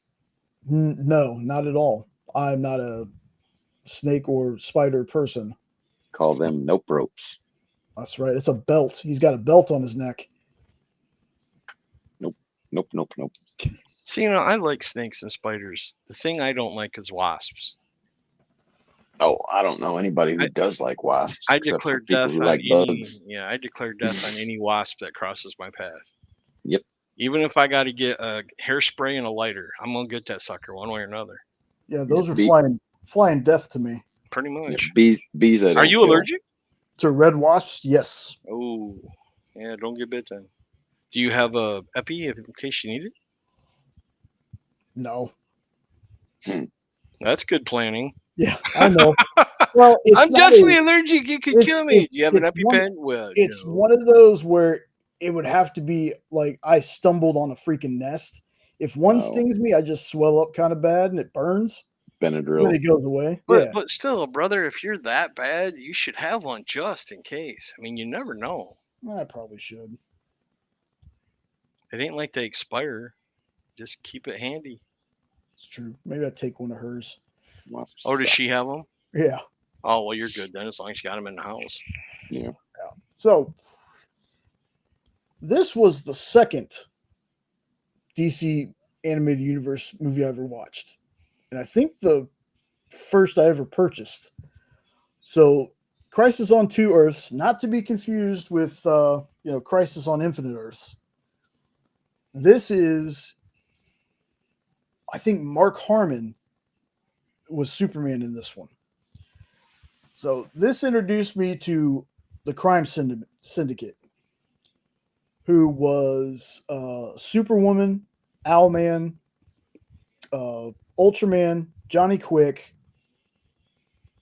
Power Ring was Green Lantern, and I always forget what they called Cyborg. I know Cyborg had a different name too. It was like Bite or Bit or something weird like that. Mainframe, Grid. Maybe it was Grid. But you see a good Lex Luthor with a good Joker break in, steal something from the crime syndicate, and find a way to bounce over to the Prime Earth. And they're trying to stop the crime syndicate from basically taking over other Earths. And Lex gets himself arrested. They find out, it's not Lex from their Earth because his organs are on the wrong side. And they basically get the Justice League to come over to the other Earth to fight their counterparts. This one's great. After all is said and done, with the movie being really badass, Owlman, played by James Woods, is the Mm-hmm. most haunting freaking character in that movie. James Woods rules. Oh my goodness, he is so good in that role. Just a cold, calculating, does not care SOB. Batman was cold as hell. Oh my goodness, he was And- so good. His tone in that movie is just creepy. Yeah. There, dude. Yes. That's how much I like James Woods, right there. Yeah. Yeah. But this is a really fun one, folks. This is pretty much when they still had like the PG-13 thing going. It wasn't until later on in the animated stuff they started going for that MA and R rating. And it wasn't even language; it was due to violence. But yeah, this was a really solid one. Again, I need to rewatch all these movies, including the ones I hadn't watched yet, because there's a ton of them. Ton of them I hadn't seen, especially from the Tomorrowverse part of it. Let's see. Should be a comic next. We talked about this a little bit earlier.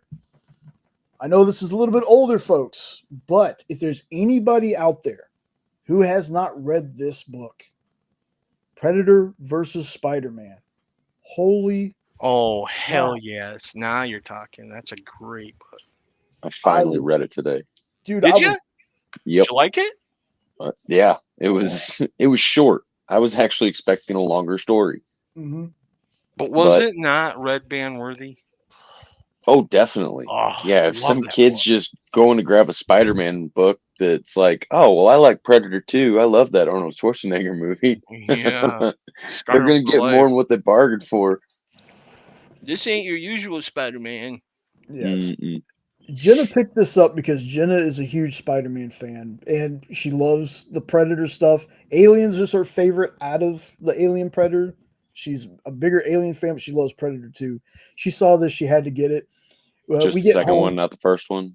This with is Arnold. yeah, maybe. It was Free Comic Book Day. She actually picked this up while we were doing Free Comic Book Day. And so we're sitting there, and I'm scanning our books in. I think I start reading a couple of them, and she gets a page into this thing and her eyes just get wide. I hear her gasp. And I was like, what? She goes, you got to read this as soon as I'm done with it. As soon as I turn this last page, you need to read this. And just every other page, she was just like, oh, what? Oh my God. And she looked on the book. She goes, this doesn't have like any rating other than teen on it. What? She goes, it's not red band. It's not, any of that. And It does say parental advisory. right, look how small that is, though. True. Very true. Bigger on a CD. It's teen plus too, isn't it? Or I don't remember Did it the not say? actual rating of it. okay. I just couldn't believe that when she got done with it, she says she didn't even give me a chance. She literally closed it, took it over me. She goes, nope, put this down, read this now.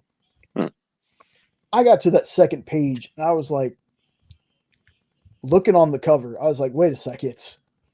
What? I mean, the predator in this is called the Skinner, and with good reason.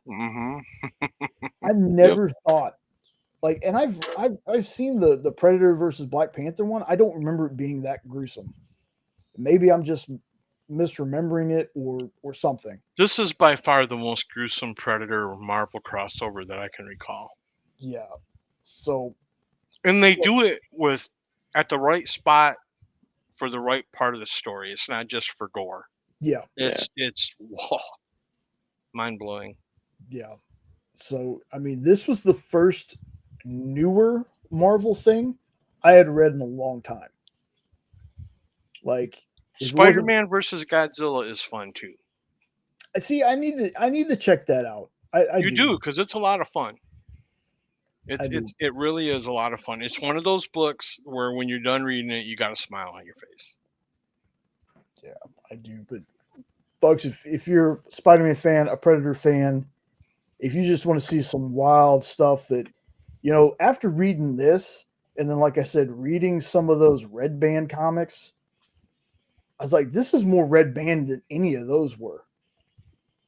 Like the fact that this wasn't put, in one of those freaking poly bags with a red band on it blows my mind. I was actually really disappointed in the Werewolf by Night Red Band. I thought they could have done a lot more with that. Yes. I don't even know why they went with this. Yeah. Hello. Yeah. I think ours is still in the. I've read it digitally, but ours is still in the poly bag. I hadn't read it.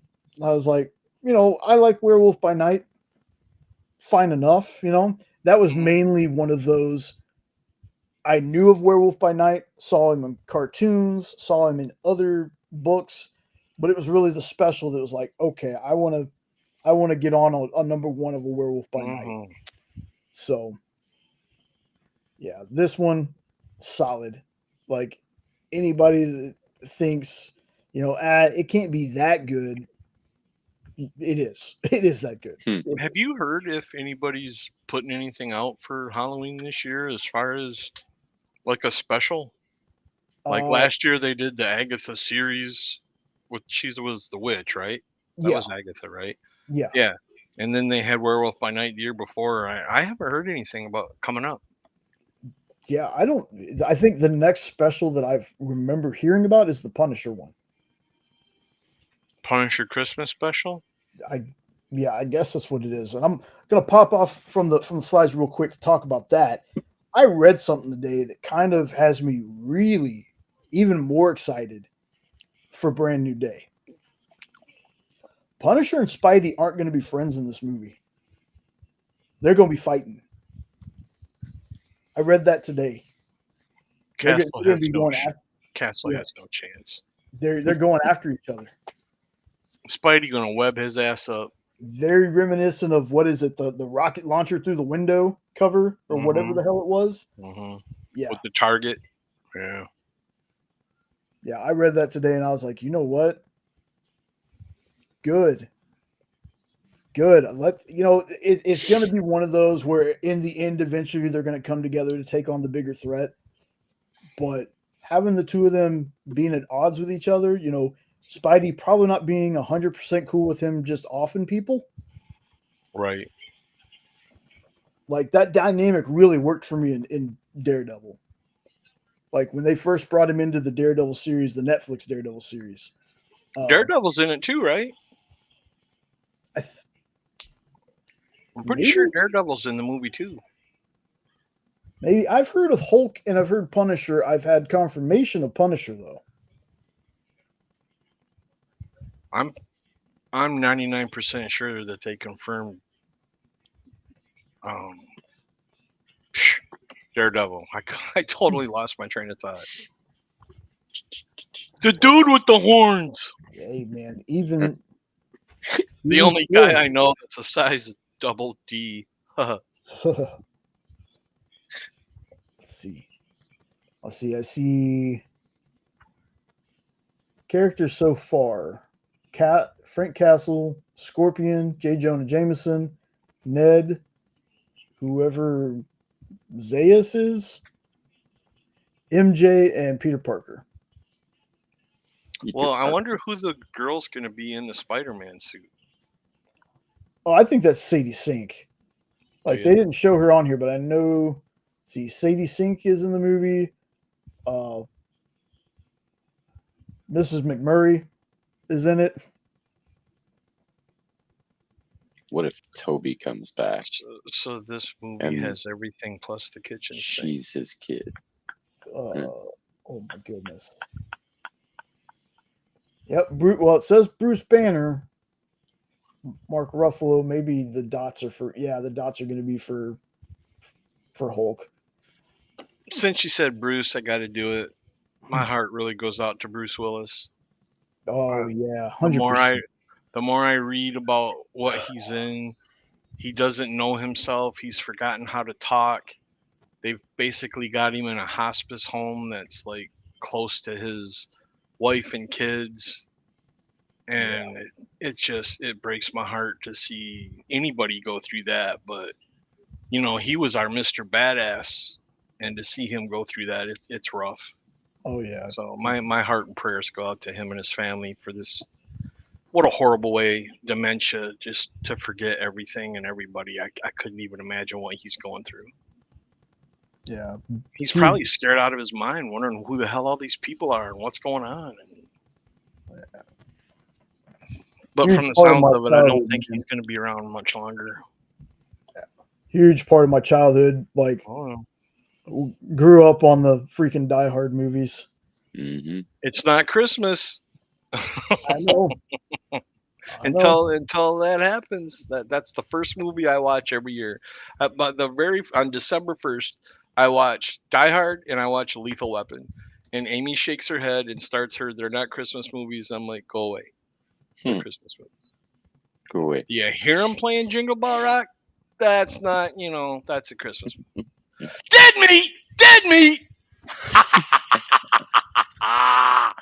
So good. Sorry guys. I so forgot funny. to mute. That's okay. All right, so next one should be movie, I believe. Yep, this is when we get into the different animation style. This is part of the Tomorrowverse. So this is Superman Man of Tomorrow. This is Darren Criss takes over the role from, I think Jerry O'Connell played Superman for the majority of the DC animated stuff. They had a few Supermen in here and there, but I'm pretty sure Jerry O'Connell played Superman for a majority of it. But this is Darren Criss. This is kind of the beginning of Superman. He has like a bomber jacket and one of those skull caps and some goggles. So he doesn't even have a suit yet. We really dug this one. Again, different animation style. You got Lobo in there. They use a character that what was the name? Superman Man of Tomorrow. Okay. They have a character in it that doesn't normally get used outside of the cartoon world. But Lobo is great in this. The movie itself is really good. It's a great start to this part of the universe where they start getting like Jensen Ackles is Batman in this part of the universe. and Jensen Ackles? mhm. I have never heard that name. He plays Soldier Boy in The Boys. Oh, Yeah. okay. I thought you were saying when. I'm sorry. I thought you meant it wasn't Bruce Wayne and it was a new character being Batman. Oh no, sorry, the Voice actor's actor. name. You got to remember, I'm multitasking, so I'm I got sorry. you. I got you. And oh man, I can't. Let me go find her name real quick. There's a girl who was actually the voice of Supergirl in that Oh, universe. That I think Meg Donnelly was her name. Yeah, Meg Donnelly, who actually tried out for the live action Supergirl. She voiced Supergirl in this part of the DC animated universe when they got to it.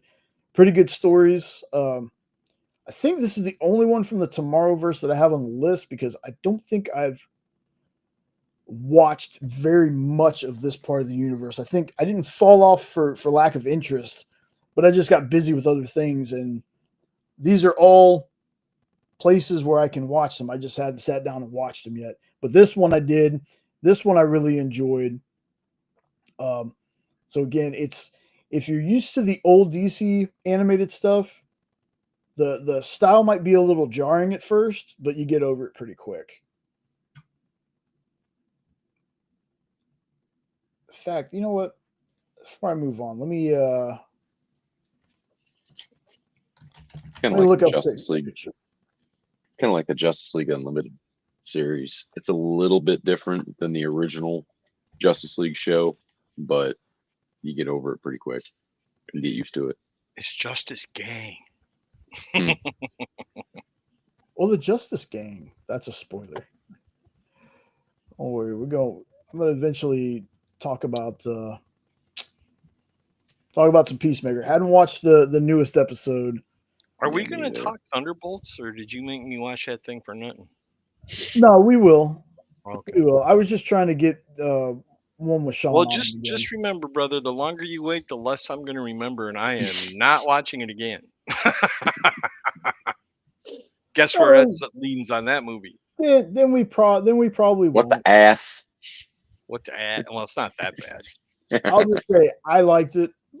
I thought it was one of the better movies that had come out from Marvel before Fantastic Oh. Four. Well, you know, Note put Wow. it in a perspective for me when him and I were talking. Mm-hmm. And he was talking about how the whole Iger thing happened, and these movies were already in production. So you can probably say it more eloquently than I can, since you're the one that said it. So tell him what you told me.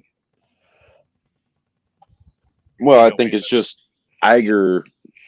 Once he came back in, there was a lot of change with the company to where they're starting to go in more of a quality over quantity. Right. Whereas the other CEO, because of the streaming service, they were trying to fill the service with content because there wasn't much at launch.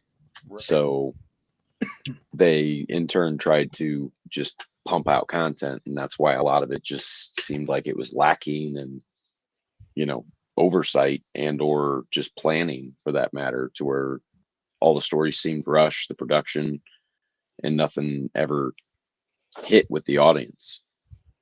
I mean, they're not terrible, all of it, but Right. then And they're going in the right direction, because I like Yeah. Fantastic Four more than Thunderbolts. So that's a good thing. Their quality is improving. Yeah. So Unknown, that was one I forgot about it. That's one I forgot about. which one? I can't see. That is the a chat. really good one. It's oh Death in the Family. Oh yeah. Yep. That's a good one though. I'm glad you brought that up. I forgot to put it on this list because Is that the one where Joker kills Robin? yeah, well, with the see, crowbar. there's Yeah. Under with the the Red crowbar. Hood they do that story. Well, yeah, to where it's not. I think that was a retcon later. To whereas in the original he was supposed to actually be dead, because wasn't that part of like a voting thing? Yeah. Yeah. And people voted to kill him, which was outstanding. You know, I'm glad they did though, because Red Hood is such a badass character. I'm glad Yeah. that that's what we got out of it. If I There's a remember lot of people correctly, split though, on that though. Mm, There's a lot of people that don't like him too, just as much. true. if I But remember correctly, the I like animated him. movie of that Joker actually blows Robin up, don't he? Yeah. Yeah, I thought Yeah, so. I don't think it's as Yeah, I treated think comic. he has him like tied up and it blows up just as Batman's trying to get there, if I remember right. Yep. But Unknown, that is a great honorable mention right there. Death in the Family. If you haven't seen that Yeah. animated one, check that one out too. That one's really good. There's another. I won't go into spoilers, but there's an ending of it to where they're in a diner. That's all I'm gonna say. They're in a diner, and it's wild. It's wild. And so that's a really good pull, man. I'm glad you said something. I forgot all about that one.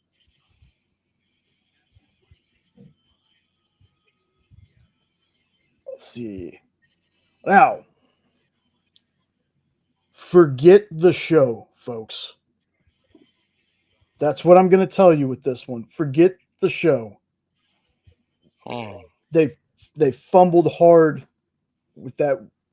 We got halfway through it. We didn't even finish it. Um, or we did, and I just don't even remember it. That's how inconsequential to me Secret Invasion was. I was so excited for that show. If you didn't like the show and you've never read the book, please read the book. Don't let the show stop you from reading this. Secret Invasion is great. At least in my opinion. The book is so good. There's so many, That was the one with the scrolls, right? yes, Yeah, so that many was a good twists read. and turns, and you don't know who's who. And you know what? Believe it or not, the animated Avengers Earth's Mightiest Heroes covers that storyline and they do a real good job with it. See, that's another thing I was trying to think of because I know I didn't want to put like too many TV shows in here. Yeah. I get crap all the time for talking about how much I liked Ultimate Spider-Man. The cartoon or the Yeah, book? the the cartoon. I love the cartoon. It's great. And the fact that it tied into other Disney Marvel cartoons Mhm. was great, and how we got a little bit of Smart Hulk from an Yep. episode of that show where they switched bodies. Oh, Episode of that where they switch bodies, and when they switch back, Hulk is speaking a little normally, and then that spins off into Hulk and the Agents of Smash, which was one mhm. of my favorite of That those was Disney fun too. cartoons. I That was fun really, too. really like that. But Secret Invasion, folks, again, if you have not read this, it's it's not an event as much as like say Siege or Dark Avengers or Spider-Verse, something Mhm. like that. It's a bit smaller. It's a bit smaller, but again, really, really good. If you were somebody who watched the show and never read the book, please don't let that affect, put a hamper on you wanting to read this.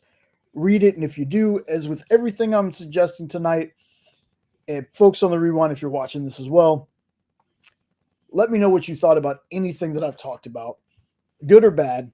I take bad too. I know everybody's got their own opinions on things. All good. Um, but yeah, Secret Invasion was great. One of the fun things about that one is that it keeps you guessing because you're not sure who's who and which is which. And It's great. It was written really well too. It was one of their last really good storylines that they put out before they went poo poo on the writing. and some people may not be who they seem. Hmm. Some people aren't who they seem, but they've forgotten they're not that person. Like it's It's written wild. very well. Yeah. It is written very well. Next up, The Losers.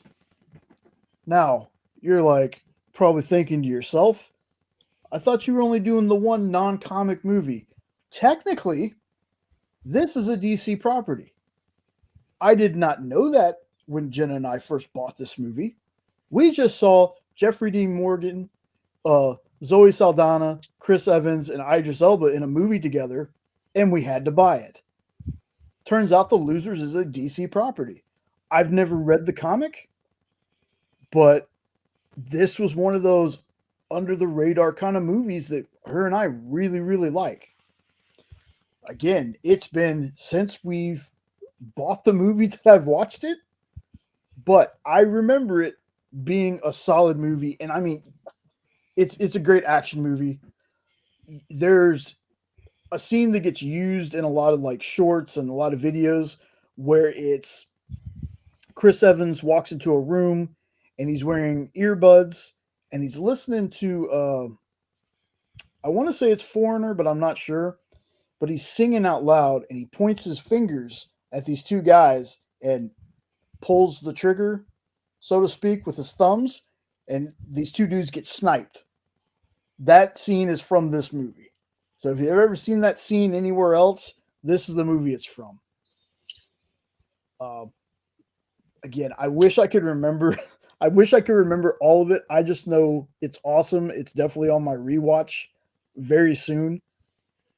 It's a movie that just caught me off guard when I was like, this is a DC property. It's a DC comic. So if you've never seen it, if you've never heard of the comic, if you just want a fun popcorn action movie, this is one you should definitely check out. I mean, the cast alone. Yeah, I think I've seen this. It's been a long time, but I think I've seen this and I remember liking it too. Yeah. Next up. Here's another one that makes me mad, folks. There's only 2 volumes of this.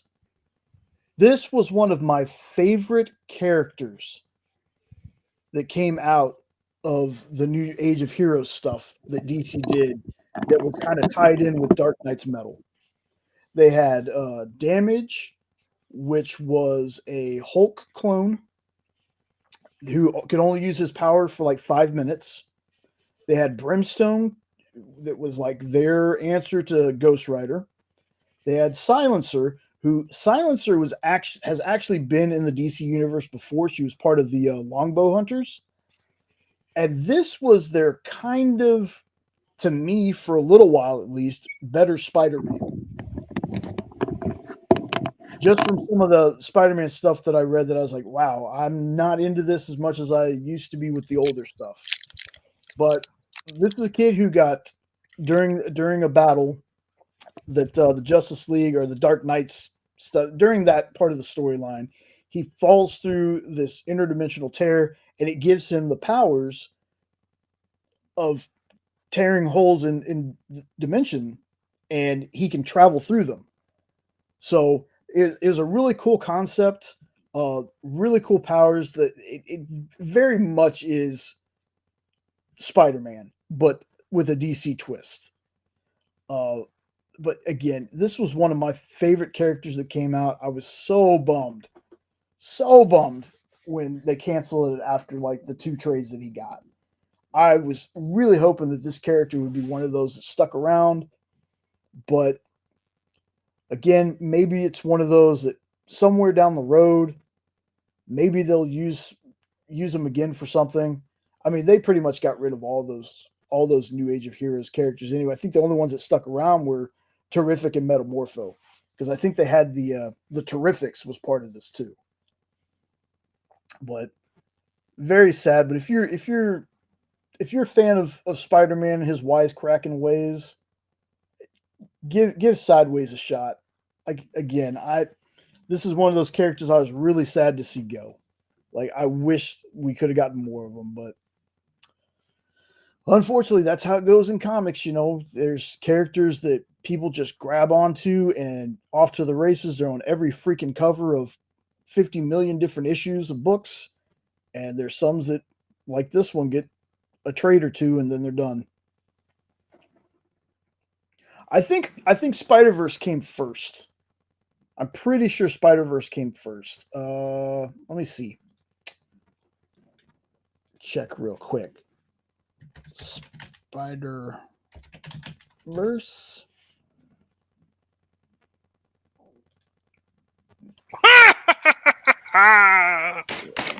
Got him. The game is over on a sack. Love it. So now I belong to you. Ooh. Good to know. Don't get jealous, Nope. There's plenty of me to go around. Let's see. It ended with a sack. Now I'm on yours. Ooh. Ooh, yeah. So Get the Sideways Barry White. Oh. Sideways came out, funny enough, Valentine's Day of 2018. I think the Spider-Verse stuff was. I have the freaking omnibus over there, but I don't want to get up and try to find the date. Oh, wow, that cover is such a ripoff of Spider-Man. Yes. And guess what? To me, for a while there, this was the better version of Spider-Man. Blasphemy. This character was so dope. Well, is that because of Marvel's writing went to crap? Yes. Yeah. Let's see. Spider-Verse was 2014. So this came after Spider-Verse. But yeah, oh man. The character, like if they told me, hey, if there's one character from DC lore that you could bring back, who would you bring back? It would be this dude. I was a huge mark for him. I was like, this guy's gonna be huge. He's gonna get his own movies and TV show. Nope. Did not happen. But that's all right. It's a character that I like, and hopefully somebody out there will check him out too. Let's see, movie up. Nope, there we go. Right after it. Forgot I did that. Spider-Verse. Oh my goodness. So as much as Into the Spider-Verse and Across the Spider-Verse are incredible movies, there's something to be said about this one and having to deal with the Spider Hunters, which is like, I can't tell if they're vampires. It's been a while. But they're a family that basically hunts spider totems literally across the universe. Dimensions. There we go, Ed. I'll say that. Dimensions. You've already said it 812 Yeah, I times have. tonight. I have. Don't worry about it, brother. Just do your thing. This introduced so many spider people. So many great spider people. Spider people. Yes. That just sounds funny. Spider folks. Spider people. Spider people. Let's see. Got the omnibus here. Why, it's a reaching distance. Oh, me. Let's see. Where's my thing? Oh, where's my thing? If you don't know, you're in trouble. Nope. Look between your dog's toenails. Oh, goodness. Let's see. So, I'll just read you the synopsis. Hey, Unknown, what channel is that game on that you said was good? One of the deadliest foes Spidey ever faced is back, but this time he isn't alone. Morloon's whole family of inheritors, that's what they're called, is rampaging across the multiverse, feeding on the life forces of arachnid-powered superhumans, and they won't stop until they've consumed every Spider-Man, woman, girl, and more. No single hero stands any chance of survival. To have any hope, the spiders will have to unite. From the amazing to the ultimate, the spectacular to the sensational, the friendly neighborhood to the superior, the 1602 to 2099, cartoon Spideys, clone Spideys, cool costume Spideys, even cosmic Spidey. This has it all, from old favorites like Ben Reilly and yes, Spider-Ham, to breakout stars like giant robot Spider with Penny and Rocktacular Spider Gwen. Join Spider-Woman, Scarlet Spider, Silk, Spider-Man 2099, a time-torn superior Spider-Man, Ultimate Spider-Man, Spider-Girls present and future, and of course, the one true Spider-Man as they join the wall crawlers of all worlds for the most incredible team-up of all. It's on ABC.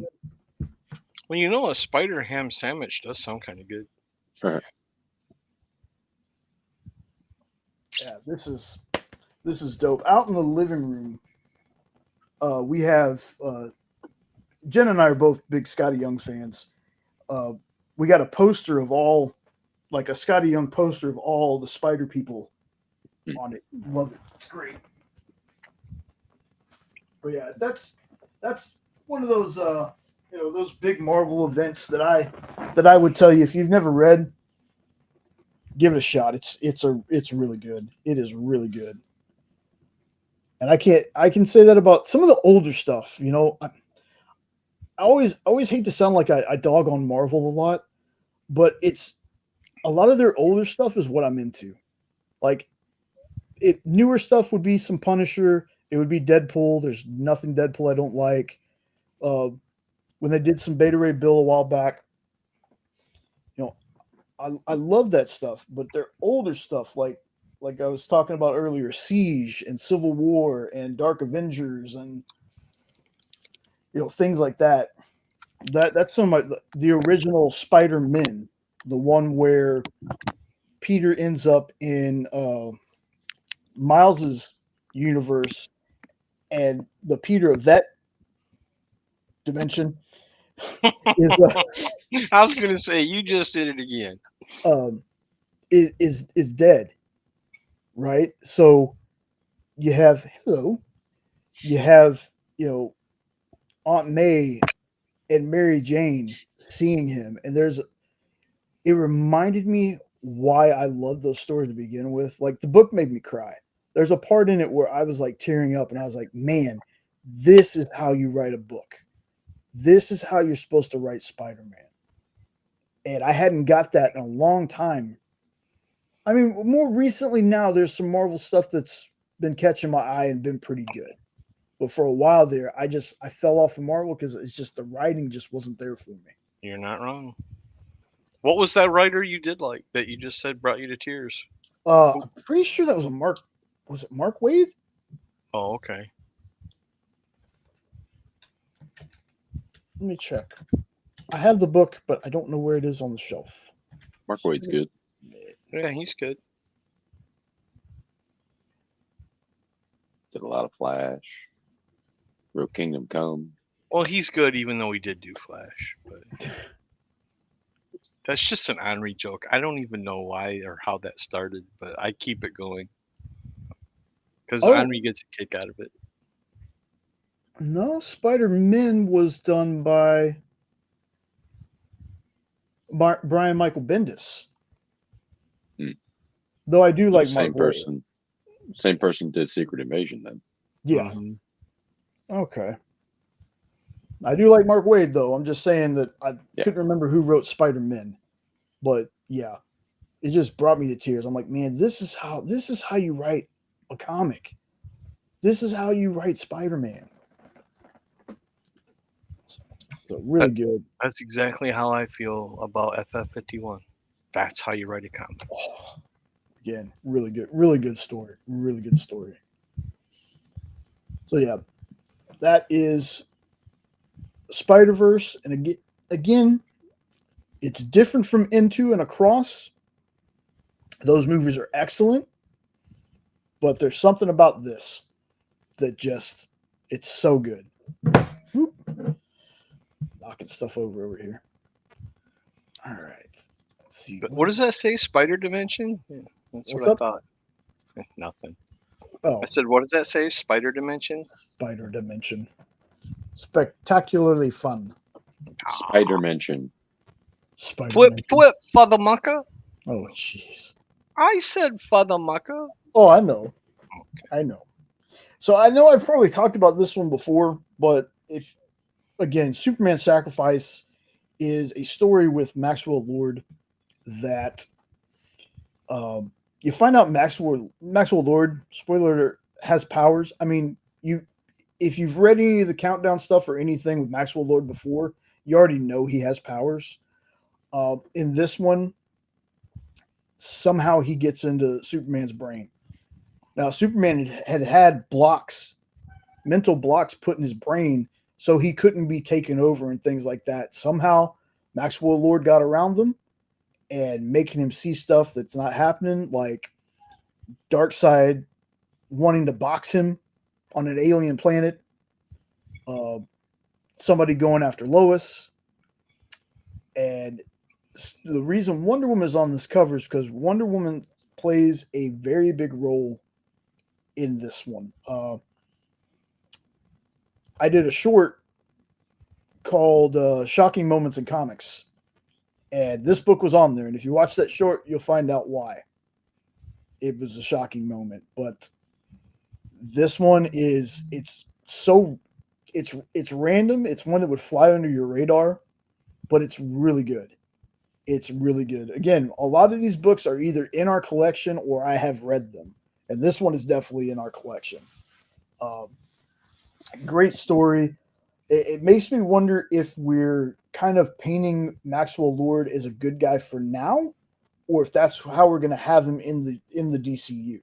If he's going to be, Who just is kind he? I've he's never heard that name. Who he's is just another like Lex Luthor, and I can never remember Stag's first name from Stag Industries, but Mm, it's one of those business people. gotcha.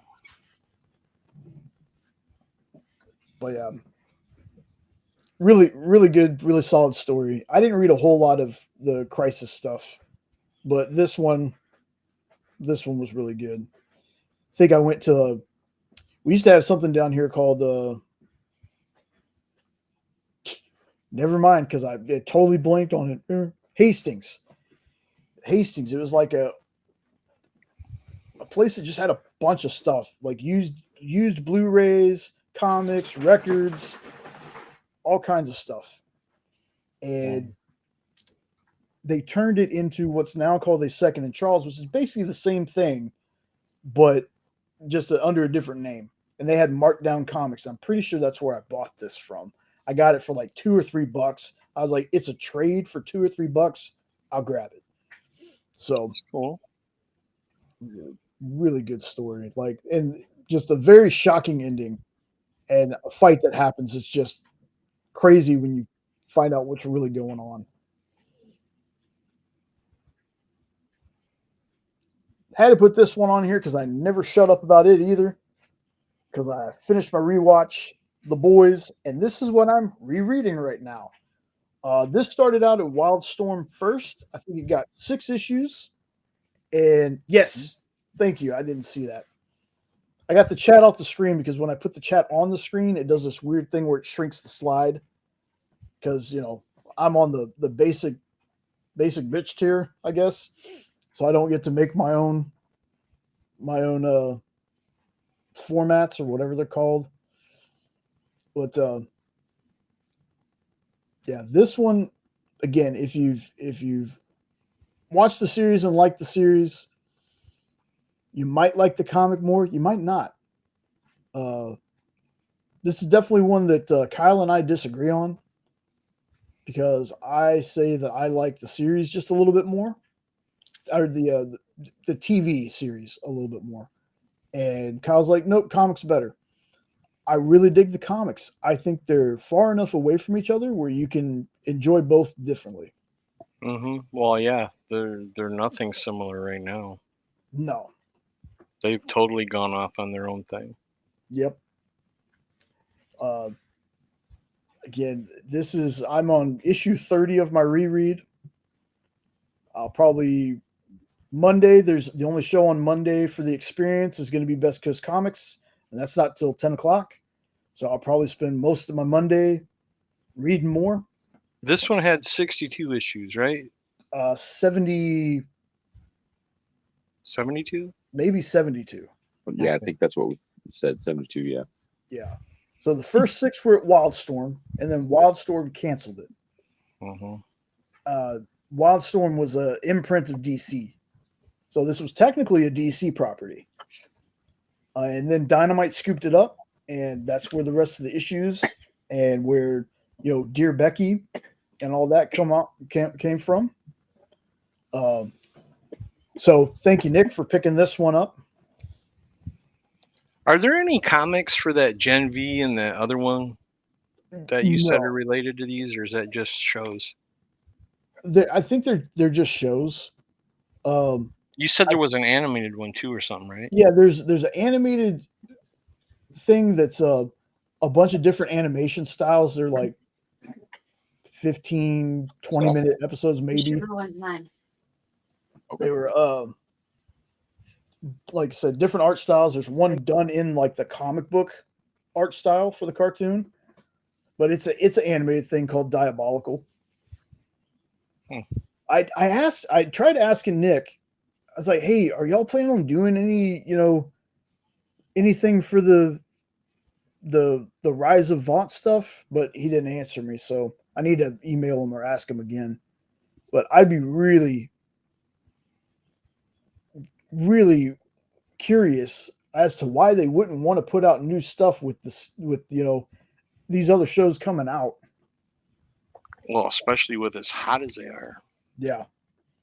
Like I told people before, Dear Becky has nothing to do with the actual boys show. But I did a review on Dear Becky when it came out like 4 years ago. Every time a new season of The Boys comes up, that video gets some more ticks. It gets some more hits. People will go and watch it. I was like, so if you could take something from 3 years ago, if people are still going back and watching a video on it, I just think some new Boys comics, especially with the way it's going right now, I think that would be kind of hand in hand moneymaker right there. Nick's got to get me that one shot, damn it. Homelander versus Superman? It doesn't even have to have a plot. I just want to see Superman beat the holy hell out of Homelander, and I'll be happy. No, I get you. Hold on just a second, folks. And they better give him a amazingly deserving death in this TV show. Because they've already had him live too long. The craziest thing, again, me knowing the end of the comic definitely doesn't mean I know the end of the show. Because what happened in the comic already was scrapped. Yep. Like, the thing that blew my mind about the comic was already like, hey, that's not even close to what's going to happen. So it's gonna be crazy. 5th and final season of that. Yeah. When's that break? Next year after. Oh, I got plenty of time to catch up then. You just need to send me that episode number. Yes, I know it's season 4. I don't think so. I don't think I got that far. Oh, maybe it's I think season it's 3. I think it's 3. Because I thought Firecracker didn't show up till season 4. I think season 3. Okay. I'm almost positive I quit watching in season 3. Because I think because of the epic scene of disgustarity. Which I don't think happened until season 3. Yeah, I think so too. Let's see. Season 4. Season 4, episode 2. Is the stairway scene? Yep. I thought so because Firecracker wasn't in season 3. They didn't bring Firecracker and Sister Sage until season 4. Who the hell's Firecracker? She's the one that did all the Instagram stuff. She was a redhead. Talks like this. Did I not get to her yet? Because I quit Maybe watching. not. Oh, if he got to that scene, he got the Firecracker. All right, so it's been long enough that it's not a spoiler. What the hell is season 3 about? Because I don't remember watching 3 seasons. Okay, season 3.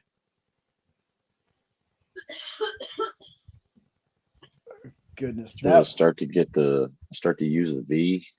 Yes. Themselves. Oh, I thought that was season 2. Okay, then I did watch season 3. What season was it where the last episode is where Homelander grabs the kid and flies off with him? That's season 2. Season 2, yeah. Okay, so then 3 is when the boys started using the V compound. Or whatever it is. Yeah, so I think first season they're after Homelander. Second season, I mean, obviously they're after him all over. But yeah, the Stormfront. second one dealt with Stormfront.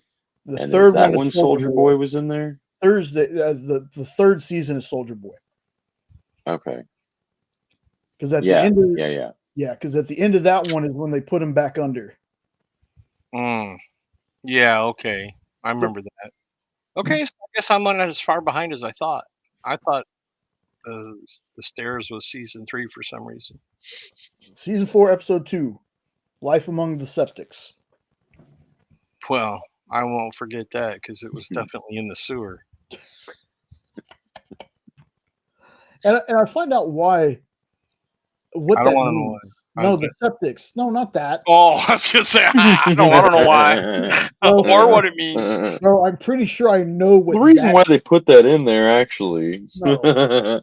Pink eye. The reason that they say septics is because like septic tank That's what I was thinking too. Yanks. Well, that's what I said. That's what why they I call said Americans. Because they call Americans Yanks. Yank your doodle. Yeah, they call us Yanks. So septic tank yank. That's how they explain it. Okay. I just say okay to that. All right, Butcher, okay. Nope. No. Oh, just a second. Ooh. That one was okay, but it was a little disappointing for me. Oh, have you read this? Yeah. Oh, I loved it. I thought it was awesome. I only made it to the first trade though. It was okay. It just didn't click for me. I didn't hate it. I mean, if anything about Dracula, I'm gonna like, but I think I'm gonna take a there's dog break. just something about Yeah, go Scout ahead. that they either do it really well or they drop the ball. And on this one, they were going in a good direction and then dropped the ball. And it's like, okay. But I still read it again. So, little synopsis on this one too, because this one has actually been probably about 2 years since I've read it. So, Vlad Dracul II, the Impaler, the son of the dragon, was a warlord, a voivod, a guardian warrior, an iconic historical figure who was able to successfully strike fear into the hearts of the fearsome Ottoman Empire. Vlad is an epic story of love and war, a historical ride with rivers of blood, tears, swords, and love, and a discovery of a man that was, perhaps, the most famous warrior of his era that inspired the Dracula legends. This is the story of the man behind the myth. And he's the undefeated winner of the Halloween decoration contest outside. Oh, is he ever? On a steak. Oh, on a steak. On a steak. So, Dradvac, cool. Yeah, there we go. Drad Black Cool. Me like. I'm writing that down. Yeah, Jay is firing on all cylinders tonight. It's been a long week, folks. You just came up with a Dracula version of Young Frankenstein. There we go. I am Drad Black Cool. But from Scout Comics, if you're a Dracula fan, give this a shot. It's a pretty bloody book, if memory serves me correct as well. Yeah, it is. Only for that scene alone. Gee. Mm-hmm. Is Scout still around? I think so, because I think that Kit Wallace had just done another book for them. Okay. Weren't they talking about discontinuing or something? They might have been, man. Like, there's a lot of... They're really hit or miss. I really, really like... Oh, crud. The B one that I said earlier. Behemoth. I really like that one. But then some of their other ones that I thought would be cool, it was like, no, you're missing something. We really liked like Stabby Bunny and yeah, but I'm horror, so yeah, Stabby Bunny isn't horror. I got you. I didn't read that one. It's more magic. Abracapocus. Yeah, that was more magic than anything. Metal Shark Bro, I want to say, comes from Scout. I love that book. You just love sharks, don't you? I do. I really do. So when you are like, hey, we're gonna give you this shark, and we're gonna turn him human, or not human, but what do they call it? Anthropomorphize him. Anthropomorphize, yeah. Yeah, and the dude just wants to do nothing but be a shark again. So he's going to do this taking souls job begrudgingly, and he's going to have a floating eye or a eye with bat wings and a top hat following him around while he like kills people. Yeah, take my money. You ready for a Any- tangent? Hmm. Have you since you like shark stuff so much? Have you ever watched the old Jabberjaws? Yeah, Okay. Jabberjaws. Shoot, Fang Face. Like Land Scooby Shark Doo. on Saturday Night Live. Scooby Doo kind of opened the gate for like what was the bug? What was the speed buggy? Yep. Yeah. Yeah. Scooby opened the gate for all those. But I loved all of those things back oh in the day. yeah, Captain Caveman. They all just. There was another one about a car too. Turbo Team. Yeah, that was it. Where like what was it when he got cold?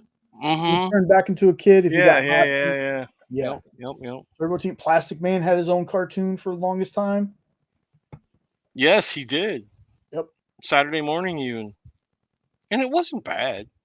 It was like one of those. It started out live action, then went into the cartoon, and then at the end it was live action again.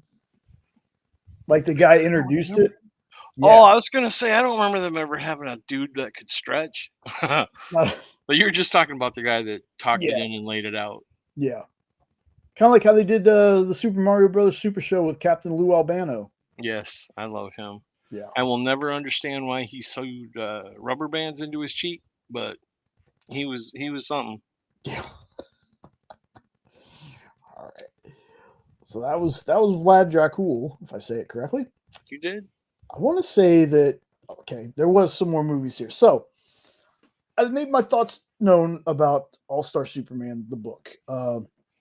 That was not one that I had read, but once James Gunn named off some books that he was taking inspiration from, I was like, you know what? I'm going to try to get a bunch of these so I can read them. Like I've never read All-Star Superman. I have a review on that. I think it was back when the channel was Triangle of Truth, but it's still under the Hydrasylum stuff.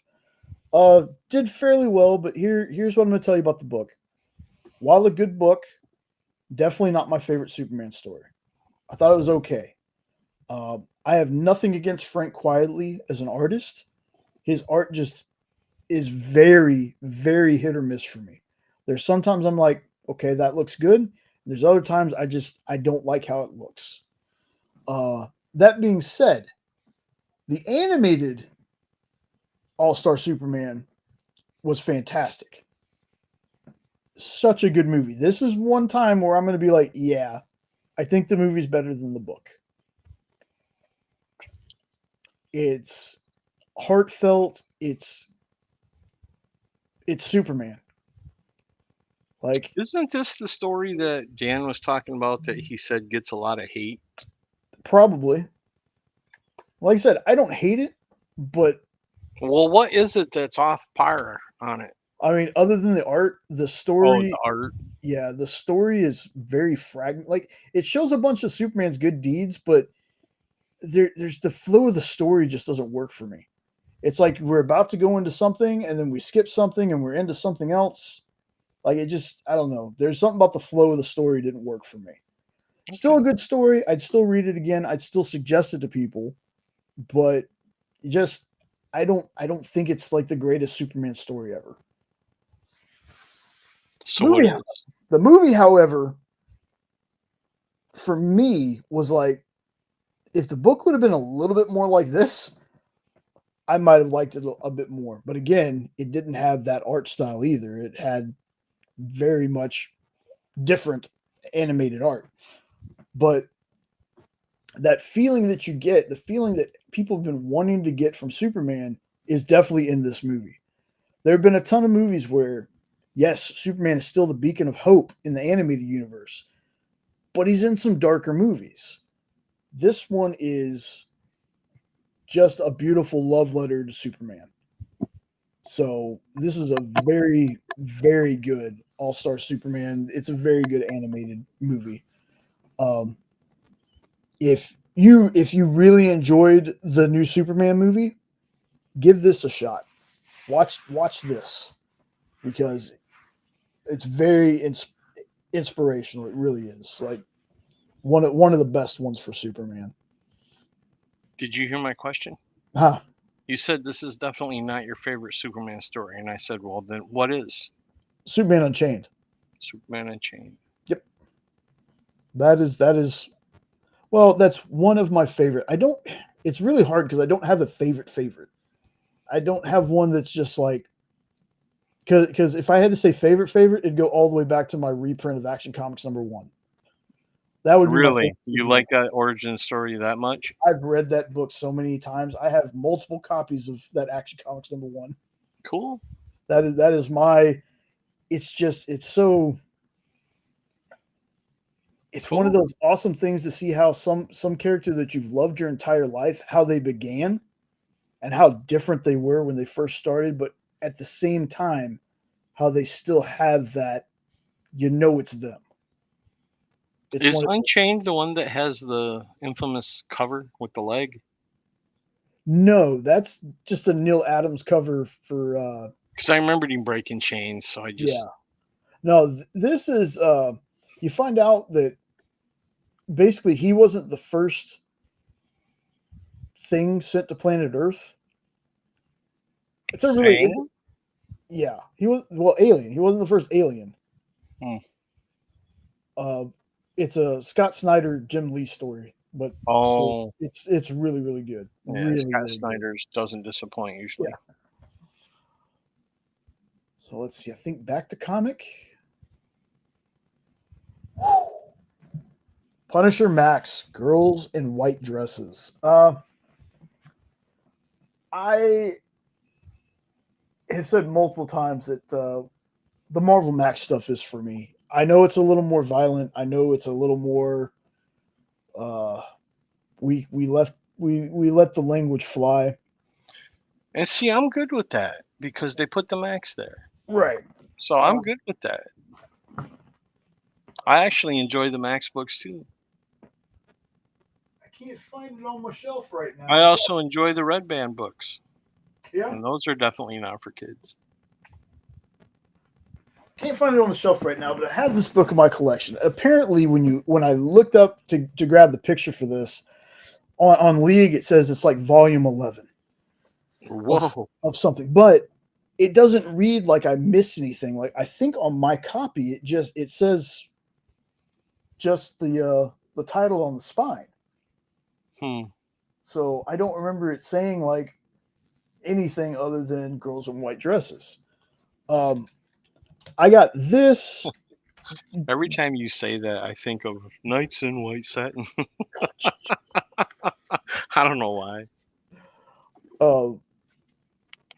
So it collects Punisher Max 61 through 65 and Hunted. But again, it's its own arc. So it feels like I haven't missed anything when I read it. Now, that's not to say that if I got volume 10 or 9, there'd be things that I pick up on. But this one feels like its own solid story, its own arc, I guess you could say. So this one is actually written by a crime novelist named Greg Hurwitz.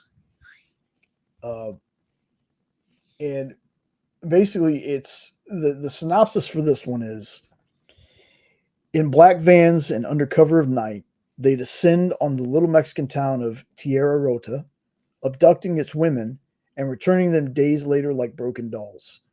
And no one can stop them.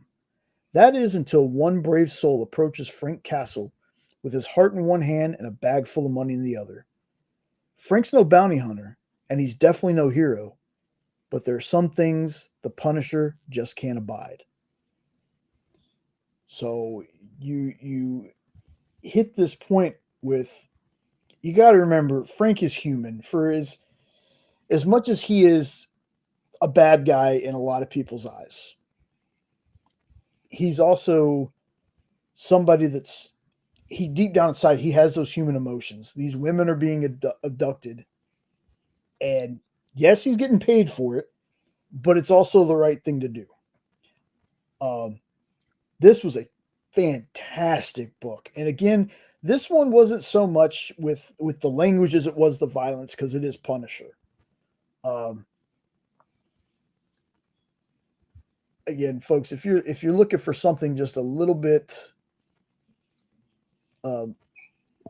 a little bit more on the violent side, if you need just a little break from bright and colorful and happy go lucky stories, because again, you can read too much dark stuff, right? And you need to go find you some My Little Pony or something like that. Well, when I mean dark, I don't mean like horror dark. I mean like bad guys dark. I was shaking my head at your My Little Pony. Oh, hey man, no shame. Those books are bright and fun. My Little Pony, Sonic, I don't shame anybody, brother. something light, to If you pull you wanna, back. if you wanna brony out, you brony out, bro. You do you, man. But If you ever dress up like Twilight Sparkle, take a picture. yeah, I don't know about all that. But and then there's some times where I've read my heroes and my do-gooders and my do the right thing all the time, and there's only black and white and no gray. And I'm like, I need something like this. The action, just I hear you. it's a great book. It really is. Like, Castle's a very complicated character. The Punisher is very complicated. He's that morally gray, sometimes not very morally gray. Hey, Phable, what's going on, brother? Hey, Phable, love you, brother. Um, Oh, we got to do the station. Yes, let me just for you, even though my shoulders don't work that well. Station.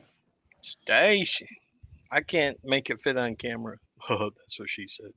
But That's not what I wanted. then tell me what you want. What you really, really want. I want to copy Fable's link so I can post it in the chat.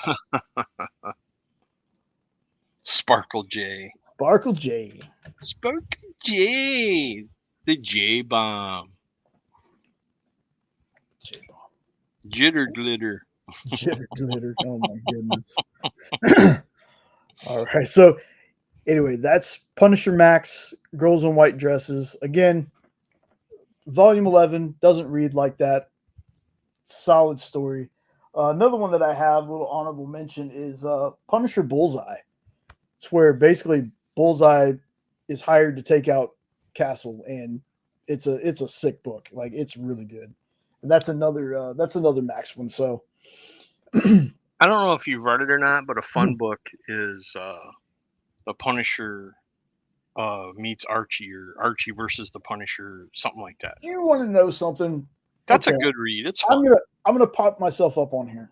Sure, come on up. So,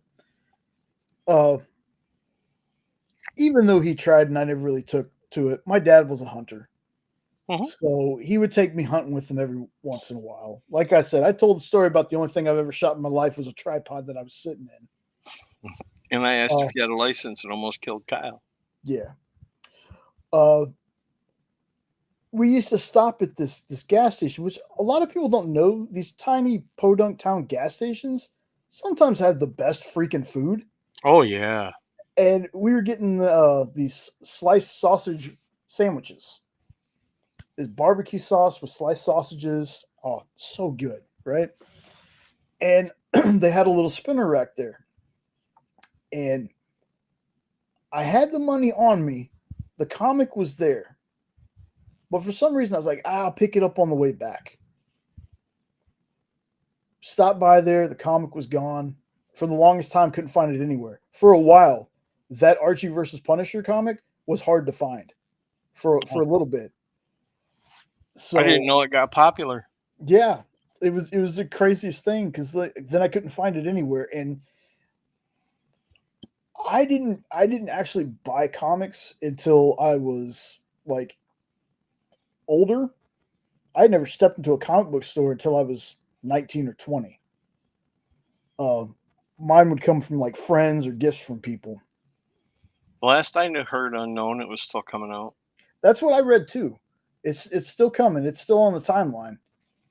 It's going to be his own thing, which I'm excited for because I really dig those specials. Yeah, Want there to be more. I'm telling you, Team Red. I want my Team Red yeah. specials so bad. It's not going to be canon for what they're doing, Yeah, but it'll still be fun. but yeah, that's been one that's eluded me for a Did you long time. did you do the Predator and Archie? Because that's a fun one too. That one I have read. You haven't or have? I have read. That one I have. Wasn't that fun? They're It just fun stories. Yeah, they are. But I'll eventually get that Archie versus Punisher just to have it, just because that is. I was 12 or 13, I think, when that book came out, and just I was gonna pick it up, and I was like, I'll get it on the way back, and it was gone. So, Like they say, when you see it, get it. yep. They If always tell you that if you see what you want, get it. Don't risk it. You never know. Yep. You never know. But so yeah, we don't have too many more left, folks.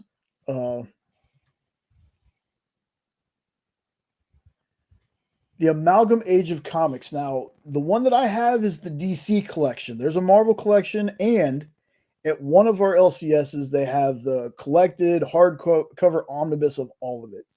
And I will eventually get that. It's still sitting Ooh. up there. So one book has both series. Yes, it's a thick boy. Is it Thick one of with those juicy. $100 ones? Yeah, I think that's exactly how much it costs. I think it's like That's what 100, I thought. maybe That's 110. what I thought.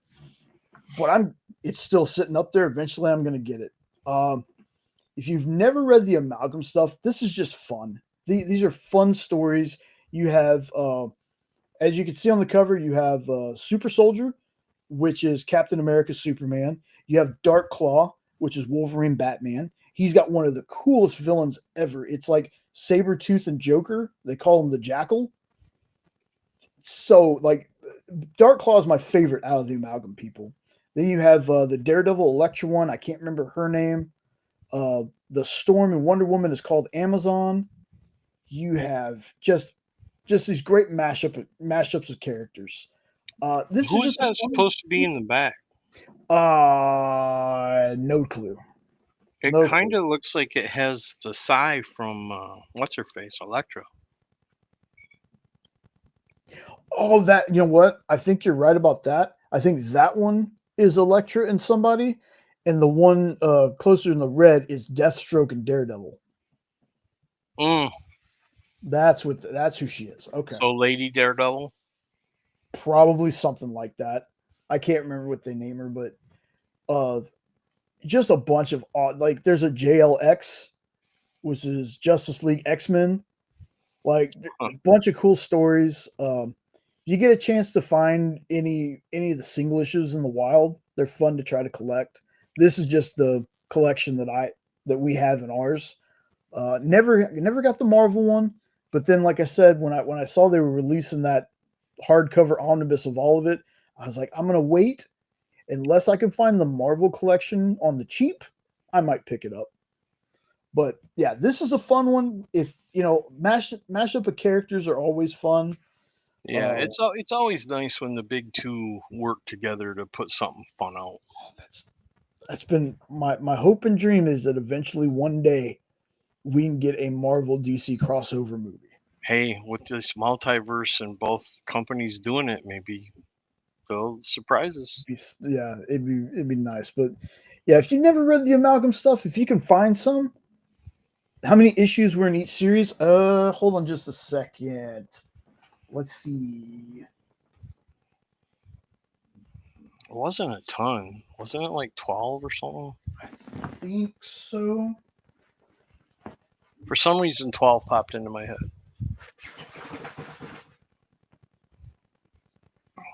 Oh, Brain, are you going to do this to me where you can't find it?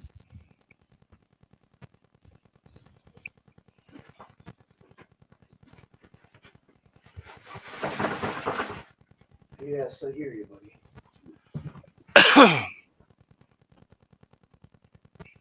Oh, come on. It's one of those things where I literally just saw it. Now I can find my crossover classics, but I don't know where the amalgam book went.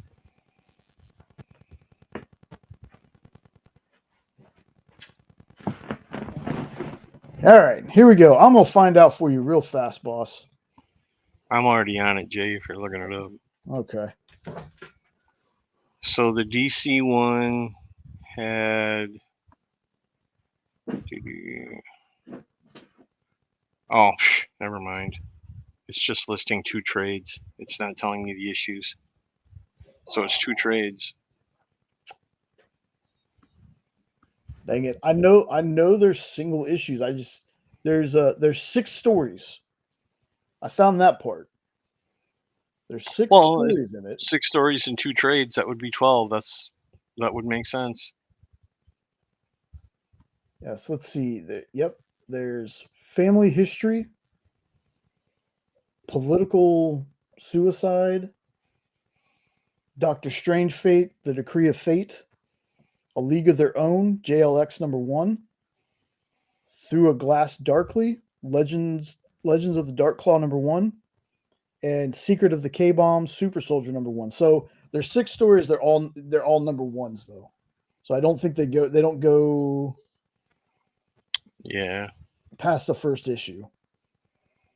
It doesn't look like.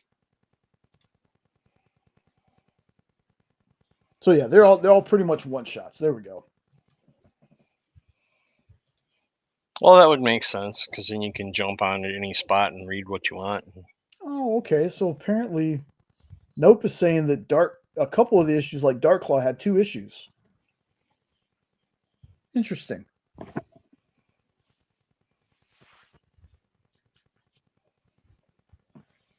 So I guess as far as like the DC stuff and the Marvel stuff, they both have 6 to answer the question to be long about it. Or characters appeared in two like Dark Cloud, maybe a different name. Okay. Since we're talking about amalgam type, Mhm. did you ever happen to read the when Stan Lee did a take on all the DC heroes? That's a really fun run.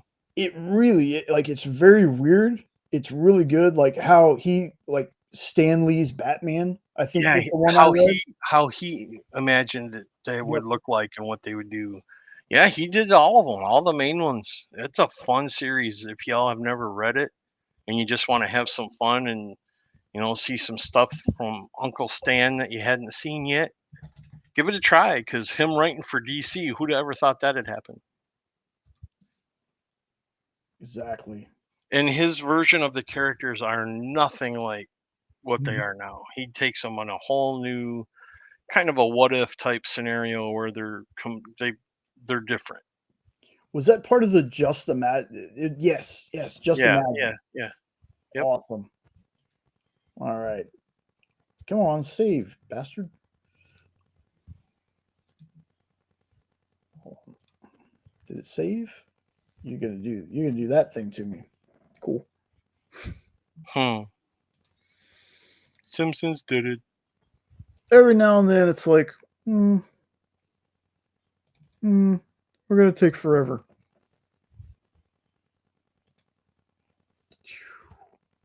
Just Imagine Stan Lee creating the DC universe. So it's Superman, Wonder Woman, Green Lantern, Batman. At least on the cover here.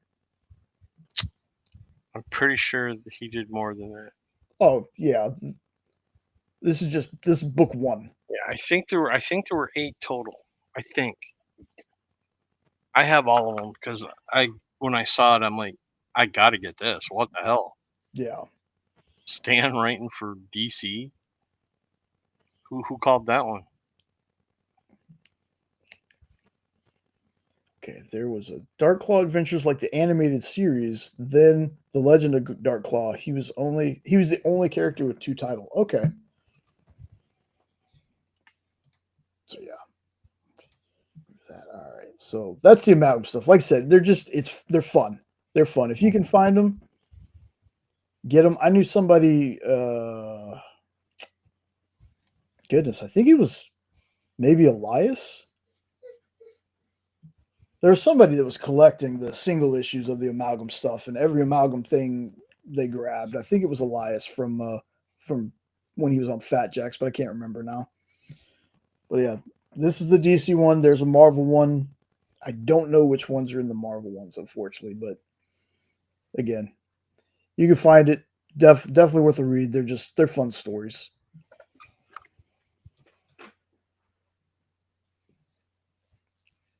Nope has all two but Darklaw. Okay.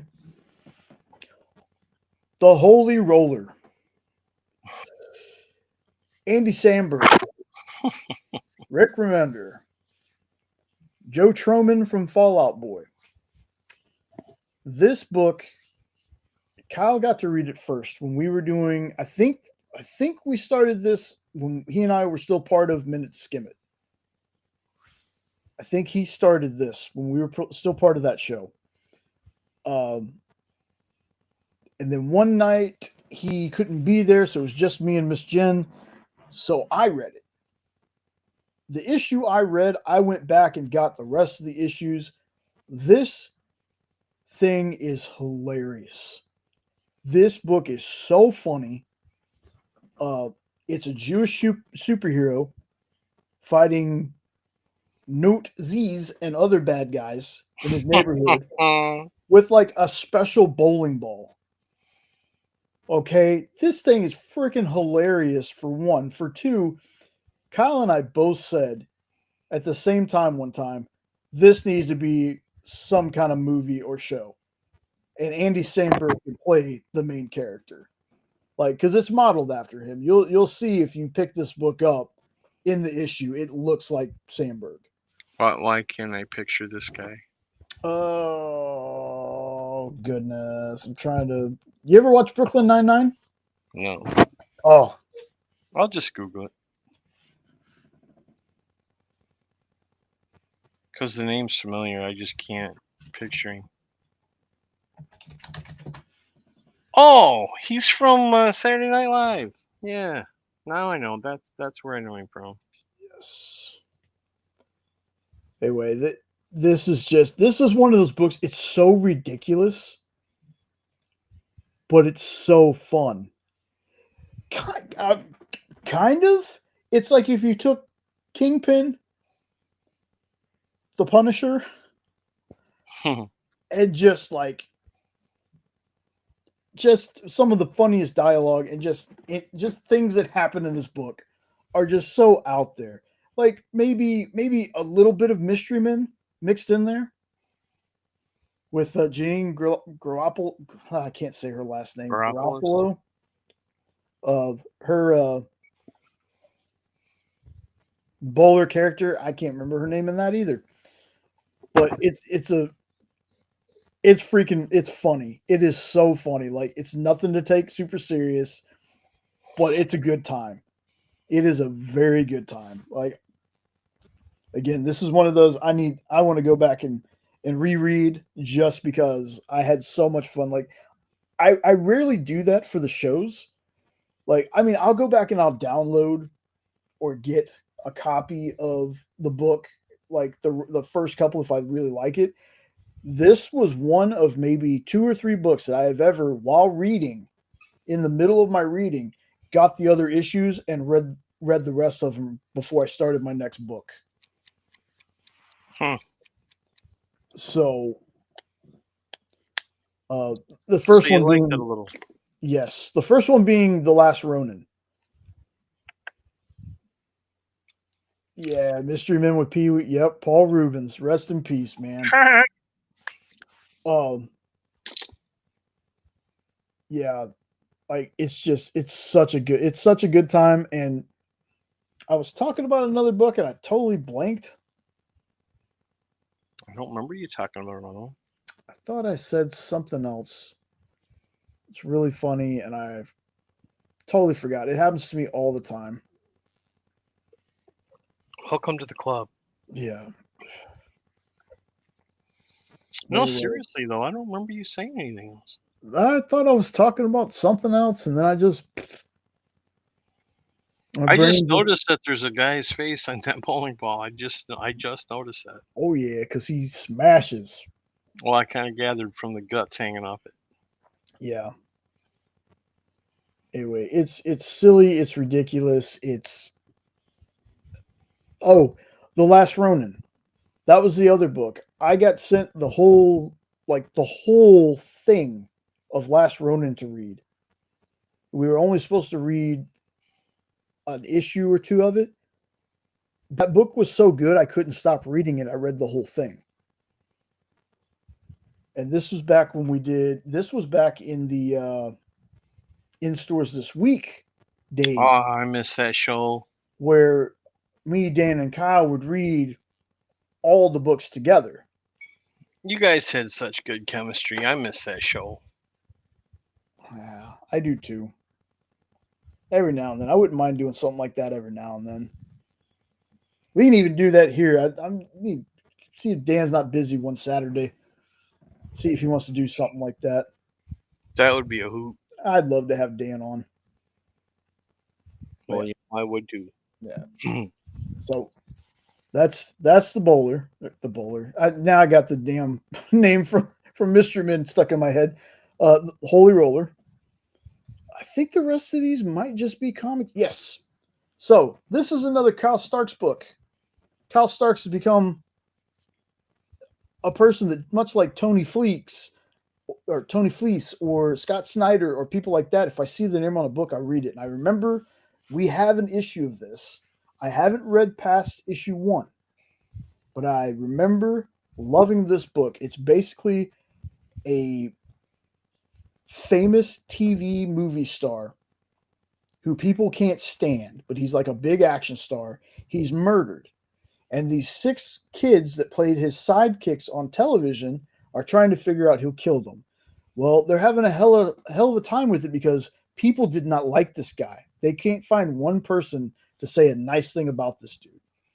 So it's basically them trying to figure out who killed him while trying to survive themselves. So really fun story, really good murder mystery so far. Again, 1 issue. But this is one that I'm like, when it got done, I was supposed to pick up the trade, and I kind of forgot about it. But today, looking through stuff that I wanted to suggest to people, I was like, you know what? I remember I have this book. I have this issue. Let me read it real fast. And I was like, yep. As soon as I read it, I was like, it's Kyle Starks, Where Monsters Lie, and a ton of other fantastic books. Kyle Starks is somebody that, again, as soon as I see his name on a book now, I'm like, I'm reading it. I'm reading it. I'm giving at least the first issue a chance. And so far, this man has not written a thing that I haven't liked. So if you want a fun little murder mystery about, trying to find out who killed a super douche, this is a book you should definitely give a shot. Super douche. Let's see. Speaking of Kyle Starks, I rant and rave about this book all the time. I figured I might as well have the book on here. This is Peacemaker Tries Hard. This is the book. It's a Black Label book. This is the book that I tell people constantly ad nauseum. They're probably sick of hearing me say it. If you like the Peacemaker show at all, if you liked how Peacemaker was in the Suicide Squad, this is the book you want to get. You could definitely try and search out those older books, how the character was. Oh, thank you. But this is the book that if you're a fan of the new series, this is what you should read. So, Peacemaker Tries Hard. Y'all are going to hear me talk about this book forever. Y'all going to get sick of me. One of you out there is going to be like, you know what? Fine, I'm going to read it so you'll shut your mouth about it. And I'll be happy. So, let's see. Next one. Oh my goodness. Did I finish? Was that my last one? I think that was the last one. I was so excited about going. Cool. That's it, folks. I didn't realize that was going to take 3 hours, but I would add one more, Fool Killer, the 90s one. That's like one of my favorite offbeat topics for comic. You know, funny you should say that. I like the old Fool Killer stuff, Mm-hmm. but also there was a time where Fool Killer was part of the Deadpool merch for money, and it was a big craze where like Hot Topic had all these different Deadpool pops you could buy. There's a Fool Killer, Stingray, Madcap. They had a Fool Killer or pop. Yeah, I'm pretty sure. That's a bummer. I missed that one. The thing is, though, what they did was it was the characters, but they were basically it's Deadpool in a black and blue suit. Oh. So it's just a Deadpool pop, black and blue, and it says Fool Killer. But it did get me into the newer Fool Killer comics they had for a little bit because they did Fool Killer. They did Slapstick. Slapstick was another one. Is the human cartoon. Mm-hmm. Yeah, they did a bunch of those that I ended up really, really digging, and I got to know those characters through Deadpool. Cool. Yeah, that Fool Killer series from the 90s is one of my favorite series of comics ever. Was he the one who had the villain called like the Eggman or Egghead or Egg something? I don't remember. You know how I am with names. It could be. It sounds familiar, but I could also be thinking of Adam West Egghead. Vincent Price. Yep.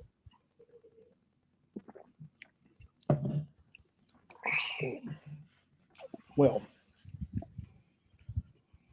folks, that's really all I had planned for tonight. Like I said earlier, I think it's going to be a little bit of a shorter show, which I mean, 3 hours. Short for us. Yeah. But still good. Short So show. yeah, well, 3 hours is a short show. Well,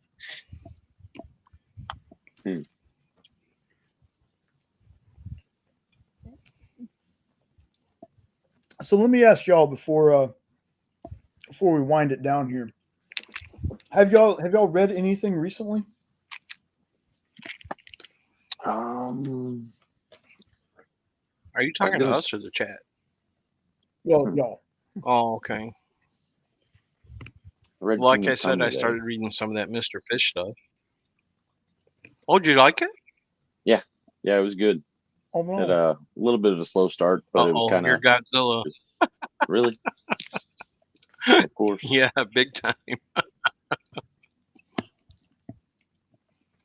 Yeah, well, go ahead. Maybe it'll straighten out by the time you're done. I was trying to. Did you hear the book that he said, Ed? No. I was trying to figure out what you read, but I couldn't hear it. But I didn't hear it, and then your voice went without you. Am I lined back up? No, but you're closer. Everybody's munching. Oh. Hey, now you're back. Yeah, you're good. No, I read. You're now the American version. How'd you like it? It was good. Yeah, like shouldn't say slow start, but just kind of getting around and checking in with everybody. The beginning of the story, I guess it just took a little bit to take off for me, but it was good. Now, what was that? Because that's what I didn't. Because that's what I didn't hear. Kingdom Come. Yeah. Oh, okay. Yep. So I've been putting off reading that one. It was good. Oh, that's one I should have added. I did read the Kryptonite Spectrum. Very interesting. I liked it.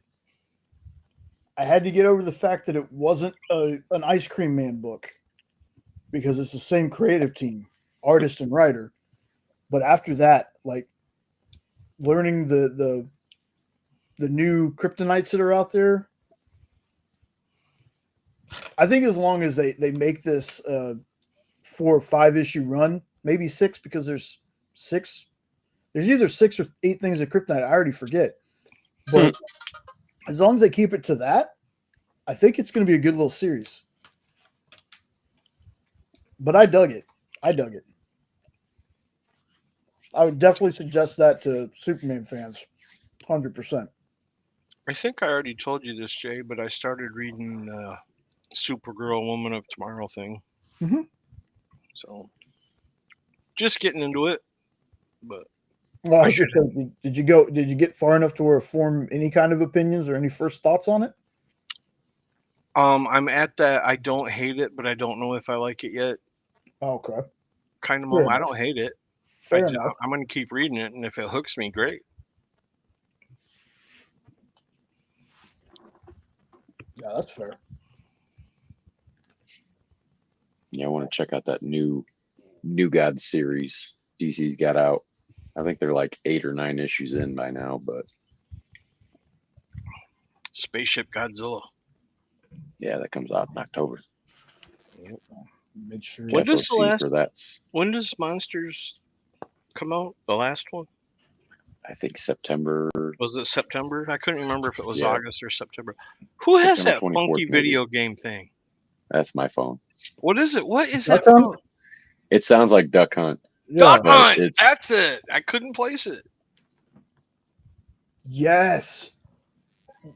Oh yeah, that's a great one. Phable. I haven't read that yet, but we checked that out on the show a couple weeks ago. I saw the cover and I saw the fingernails and I read the synopsis and I was like, yeah, I'm all over this one. Yep, I'm That sounds reading like Phable.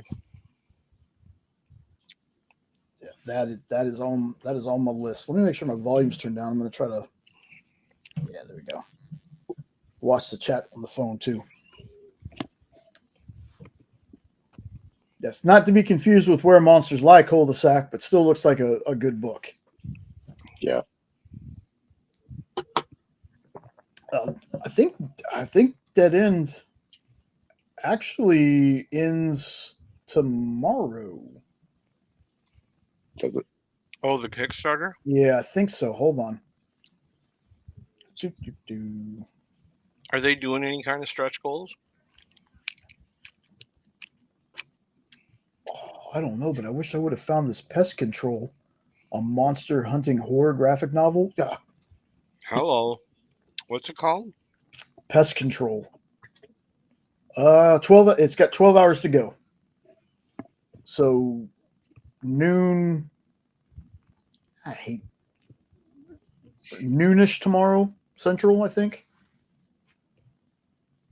And they're at almost 21,000. So they have. It's not going to make it to the hardcover, I don't think, but they got 1, 2, 3, 4 of the stretch goals unlocked for Where Monsters Lie, Dead End. So, okay, you must be in a different part of the world from me.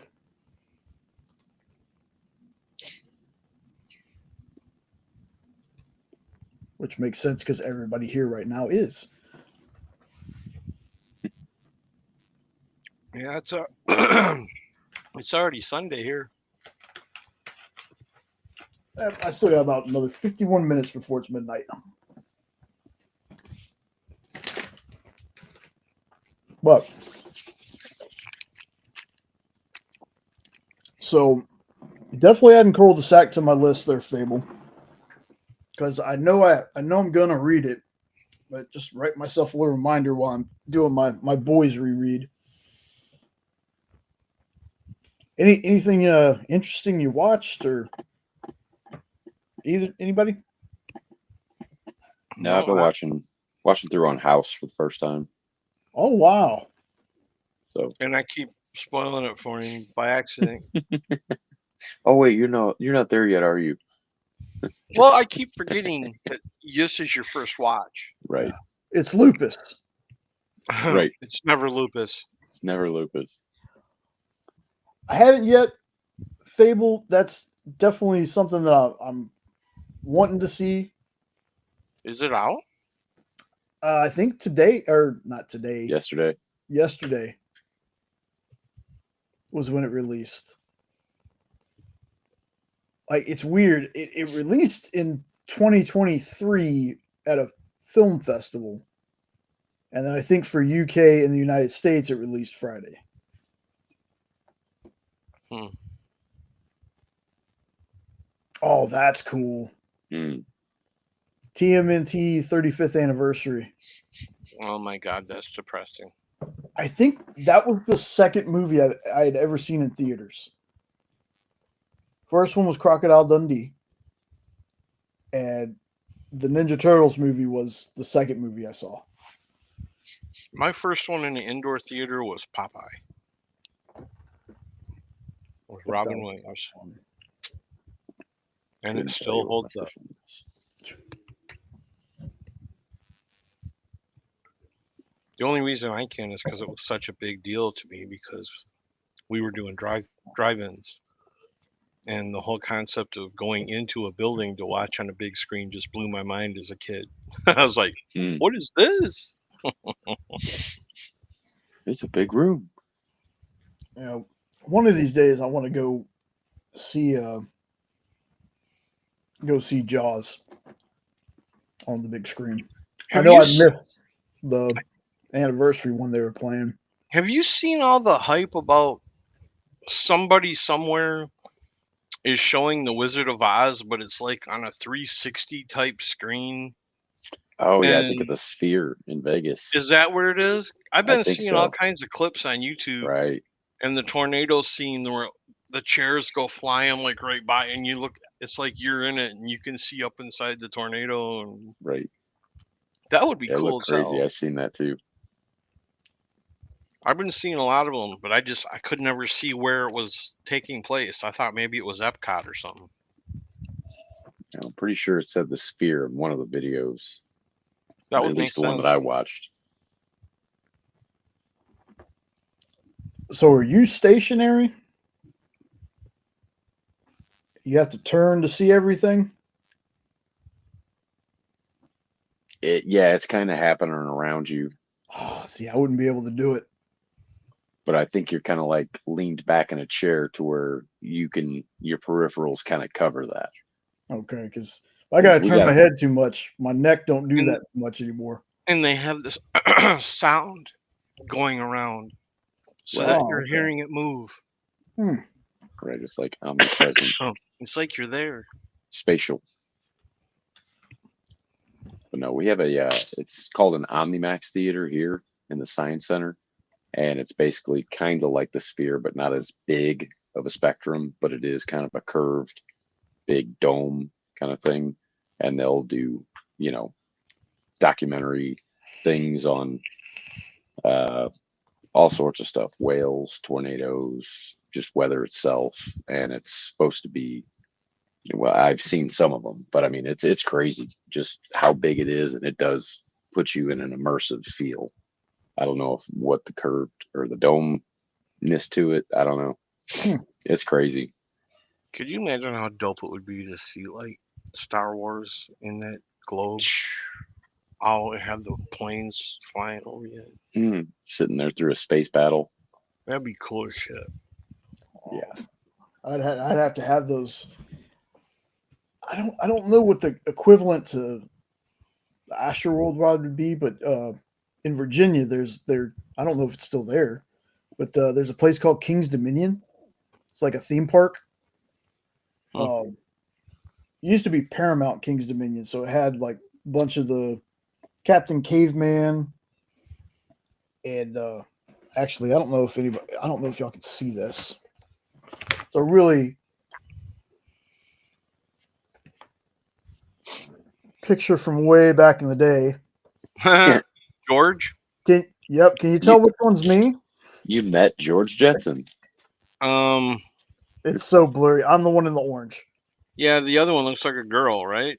No, that's my cousin had a rat tail. Oh, well, I was going. It looked like a blouse and not a tank top. Oh, but they had a Days of Thunder ride where you'd get strapped. It was in like a theater, and you'd get strapped in, and the chairs and the seats would move and rumble and all that other stuff. Mm-hmm. I don't know if they had something like that because I've never been to like. Well, I've been to Astroworld like once, but I don't remember them having a ride like that. Like I wonder if they've ever done movies like that. Is that the D-Box stuff I always hear about? Yes, we have one of those theaters up here by me, Okay. and you go in, and the seats can like buzz, vibrate, move, jolt, all kinds of things to get you into the movie. Ooh, unknown. That sounds dope. Pittsburgh Symphony performing the music from Jaws That would live. be dope. Oh.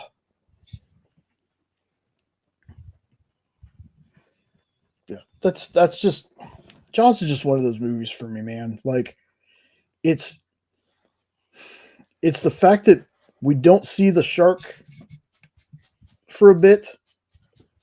We just see the damage. Hold on, the dog's being wild. Hold on.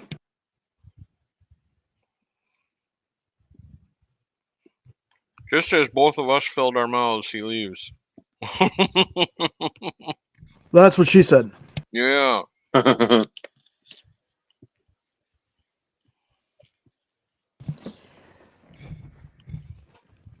She's home and he's just over here cracking out, running into stuff, knocking things over. Yeah, it's just no matter how many times I see that movie, it just every time there's something just like it's nostalgic, but it's still a good movie at the same time. Mm-hmm. And the whole eeriness of him telling the independent story. Yes. And you see Jaws coming up towards the boat, and you know he's coming, and they start singing that song, and bam, it's on. Yeah, like I said, that Beast of War movie, I'm hoping it gives me a similar. Because I mean, if they're going to use practical effects and stuff for the shark, They look good in the trailer. And like I said, aside from it being Australian, there's parts in that trailer where it feels like it's Quint's story. Like, and it's not a spoiler because it's in the trailer, but you know when Quint's talking about he saw his friend floating, and he went to go tap him on the shoulder to wake him up when he flipped up when he flipped over and the bottom half of him was gone. There's a scene of that in the trailer. Like a dude is bobbing in the water, and next thing you know, he like goes backwards and he's bitten in half. Like the shark looks good. I'm just hoping it's a good movie. Like I got high not high hopes for it, but I got hopes. I'll say that. I got hopes for it.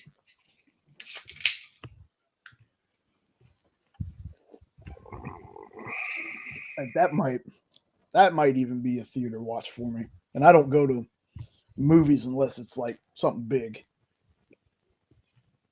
But then again, I'm like it's the same reason that I think movies like Boy Kills World kind of went under the radar. People were like, I don't know about that. That's not familiar. That seems or it does feel familiar sometimes. I don't know. But it's just like, I don't want to be the person that says, Hollywood needs to be more inventive and more original. And then when they do something, I'm like, I'm not going to go see that. Yeah, I know. Says no. Yeah, the dog agrees. He's like, no, man. Don't be a hypocrite.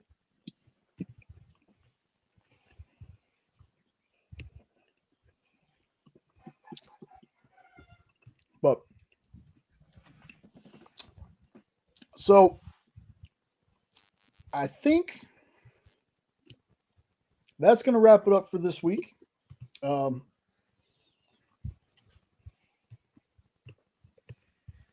One more time, just to let y'all know, for folks who watch the experience, Monday, they're kind of off. We're kind of off on Monday.